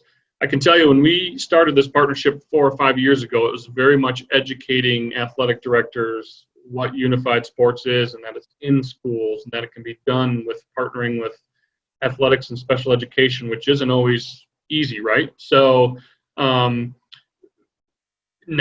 that we've had some champions, athletic directors that have I mean, when we go to the conference and present, they're sharing about it. They're just reaching out to other athletic directors and saying, hey, you need to do this. There's a good chance your athletic director has heard Unified, and sometimes it might just be you reaching out and saying, is this something we can do? We'd love to do league play or interscholastics.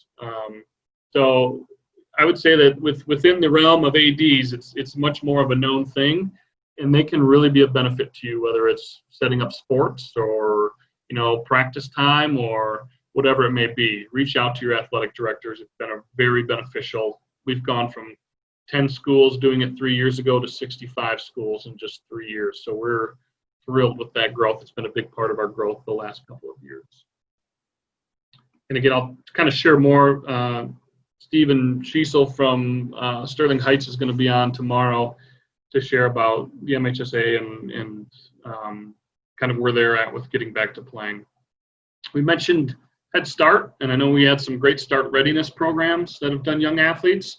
There's a national partnership between the Head Start Association and Special Olympics North America about promoting motor skill development and inclusion through the Young Athletes Program, which is a basic play program. We'll talk about it tomorrow, where children ages 2 through 7 come together with and without disabilities, and they do skills and drills. They work on their balance. They do obstacle courses. It's a very the most fun program you'll ever see, but what's great about it is it helps develop those motor skills for students. And so we have a partnership with Head Start. You saw at the beginning, we had 140 classrooms that just jumped on last year to do young athletes, which we were never expecting that growth, but we were thrilled with it. So think about the Head Start, maybe if it's your community ad or in your community, and if it's a connection for us, we'd love to see what we can do to support them and start young athletes at the young age there, and start building those skills. So I believe Susie talked about links or peer-to-peer. We've had a great relationship with them the last 5-6 years. You know, we're kind of looking at the same outcomes. So if you have a links or peer-to-peer program, you're already doing some sort of school-wide awareness or anti-bullying piece, bullying prevention. You've got your key students there that can form your YAC. Maybe it's just adding the sports piece. Let us help do that. You're already doing 2/3 of the program. We've seen a ton of growth through start schools that have links peer-to-peer. You know, we've been able to go to their conferences and share and say, like I just said, you're doing 2/3. Let us help get you the rest of the way there. It'll help make both programs better. So keep that in mind as you kind of look at the schools in your district or your own school. Maybe you're looking where to start to recruit participants. Great place. They're already invested. And then SHAPE is kind of a newer one. I think we've partnered with them for the last 2 years or so. And Delia, who's on, has been very involved with that. She's been on the board to kind of help make that partnership connection. With SHAPE, you're talking to your physical educators. And so with our unified phys ed curriculum, and now that we've kind of opened that door to conversation between us and SHAPE, like the fundraiser she mentioned earlier, you know, you can support both programs. You can support your phys ed program and your Unified Champion Schools program. You can run your sports component as Unified PE, and there's an actual curriculum, if you haven't seen it, that we have that was done at the national level between SHAPE America and Special Olympics North America. So people are aware of it. You know, it's on the SHAPE Michigan website. So, you know, they've seen it in front of them, and maybe just reaching out to your physical education department. We all know phys ed's probably going to look a lot different this year, but maybe some of the pieces of the curriculum that's in the Unified PE curriculum can help kind of bridge that gap and help bring in some of that leadership piece, and you can pretty much run your program through phys ed. So we're very excited about that partnership. It's been very beneficial. So I think that's the last one. Anything else I'm forgetting? I did want to mention, real briefly, let me see here, GenerationUnified.org is an outstanding website. Let me see if I can find it here. And we only got about 2 minutes left, so bear with me. I apologize. But I have an important announcement right after this, so don't leave us just yet. Generation Unified is the website you see here. It is an outstanding website that Special Olympics North America Unified Champion Schools put together. It's really geared towards the unified generation, towards young people, meant to be attractive to them to watch videos, short videos, and see the games, and they have social media challenges. So I highly recommend you look at this, especially if you're making a pitch to your school or you want to share it with other teachers or students. These videos that are on here are phenomenal. We're going to try and play some of them when we have breaks throughout the conference, and we'll share out some of the good ones to you, but they're really powerful. They're very well done. Some of them will make you cry, but they do a really good job of telling the story, not only of what the program is, but hearing students and educator stories. They also have different social media challenges. They usually do one a month that students can get on and be a part of. They're focusing, just like we are, on at-home resources, virtual resources. These inclusion tiles we're going to talk about, they're awesome. Great way for students to understand what it means to go from being excluded to being fully included. And they have games on here and everything else. So I just wanted to share that. We often link it, but I know a lot of times if it's not in front of you and you're not like, hey, that's pretty cool, you're not going to check it out. So we wanted to make sure that you all were aware that's out there for you to use. We highly encourage it. And then lastly, again, thanks for sticking with us today.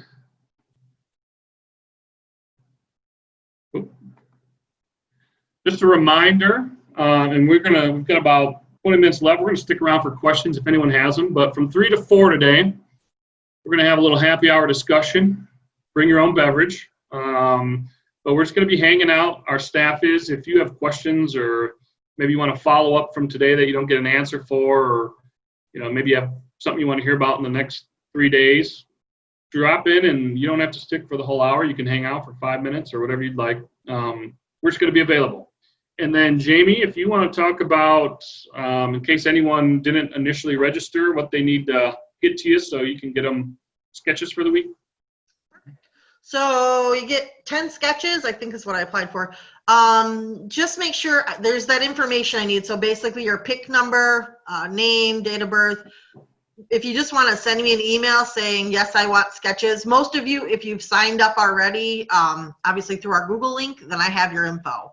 If you did not, though, and you've attended, then shoot me an email just letting me know. And then I'll get the correct information from you and make sure we include you in on that. So that's it on that. Thank you. So that's all we have for today. I want to give a big thanks to our educators that shared. Thanks to staff for sharing as well. And then congratulations to our National Banner nominees. Is there any questions? Feel free to shout them out or type them out. And we'll hopefully see you tomorrow.